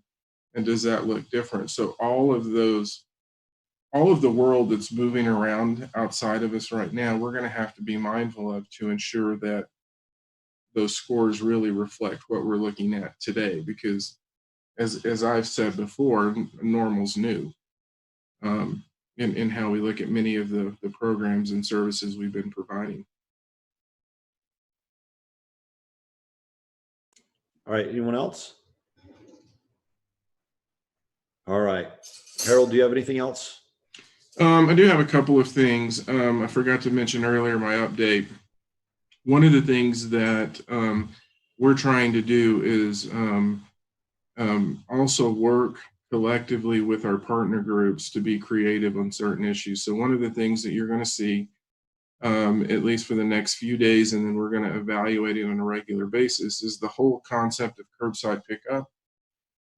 So I know Public Works has worked with the DDA because their situation's different than retail establishments in larger developments. And so they're going to designate a lot of spaces, if not almost all the spaces along Main Street for curbside pickup for the retail to help facilitate that. And then as the opening starts transitioning, they will be managing that more globally because now they don't necessarily need parking spaces in front because they're not open. So just to let you know, we're going to be working on issues like that. One that just hit me this week is there a way for us to facilitate a concept, and it's way too early to say whether or not we're going to be able to do it, but an economy of scale aspect to PPE purchases for businesses that have to have it who haven't been able to do it.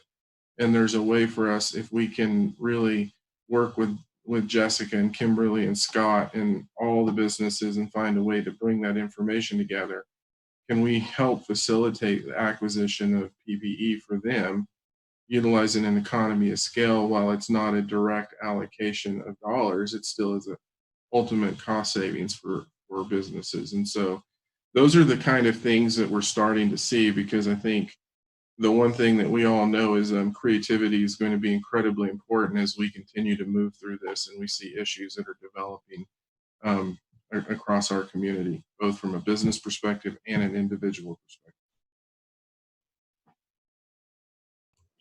All right, that it for the budget?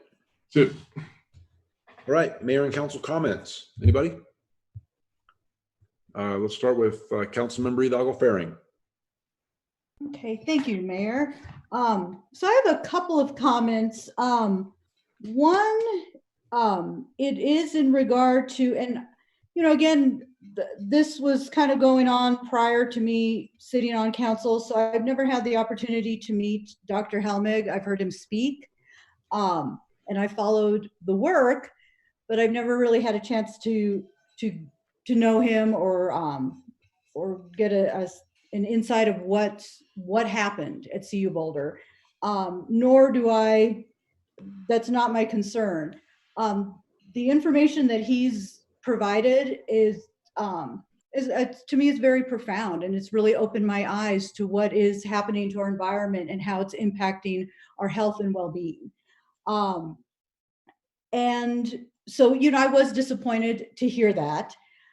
The piece that disturbed me the most was the firing of the TC reporter, John Spina.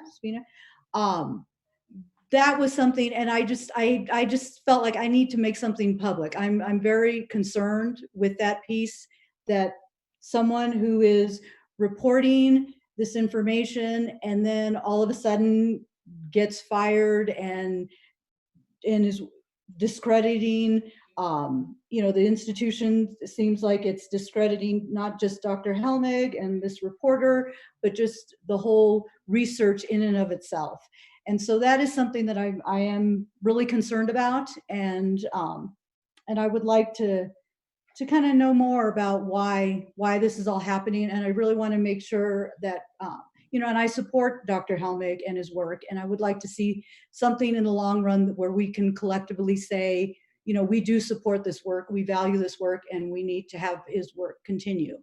The other one is in regard to having a presentation, and whether or not this is City Council is the forum to really have a presentation on cultural brokers and the work that the Resiliency for All and what that work is doing. I do feel this is the place, and I want, John Fryer, if you're listening, bring attention to this work, because it's impacting a lot of our community, and we need to bring attention to the strong work that is being done to build equity and break down these institutional racism and oppression that is happening among our community of color. So thank you. That was it.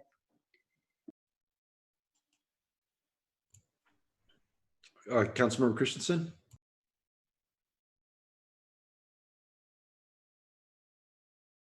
Oh, got the wrong thing. Okay. So today is Cinco de Mayo. And so even though there is no fiesta, there's a fiesta in our hearts. We cherish the traditions of Cinco de Mayo. It's always been very important to this town. Secondly, it's National Teachers Day. So thank you, Susie. Thank you, Dr. Waters, who spent his most of his life in education.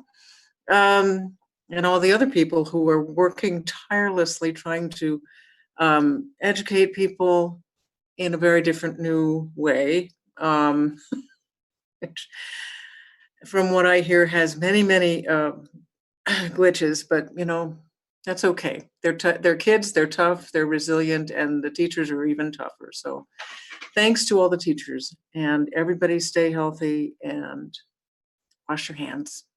And don't forget to fill out your census form. Dr. Waters? Thanks, Mayor Beckley. Mine's not nearly as philosophical or as enlightened as Councilmember Christensen's. But earlier this evening, from one of our residents who called in, made a reference to budget priorities and the Gulf Fund and how in raising green fees because taxpayers are supporting the Gulf Fund. And I just want to clarify that's not true, or it's not accurate. If there are capital construction needs, like what got done with our bond as a result of the last bond election, recreation services and golf courses benefited from that. But on an operating basis, the golf courses pay for themselves. It's cash and carry. There are no tax dollars subsidizing our golf courses. So as we build budgets, that's not a place that you're going to cut to free up tax dollars, just for the record. Anybody else? All right, I guess the only comment I want to make is my belief is that once we take a vote, I forget about it. So that's it. All right, anything from you, Harold? No comments, Mayor, Council. All right, Eugene? No comments, Mayor. All right, appreciate everybody's service and doing this tonight. Later, we're adjourned. Actually, somebody want to make a motion to adjourn? Councilmember Christensen. Good. Oh. I move that we adjourn. I'll second. All right, it's been moved and seconded. All in favor, say aye. Aye. Aye. All opposed, say nay. We are adjourned unanimously. All right, see you guys later. Bye.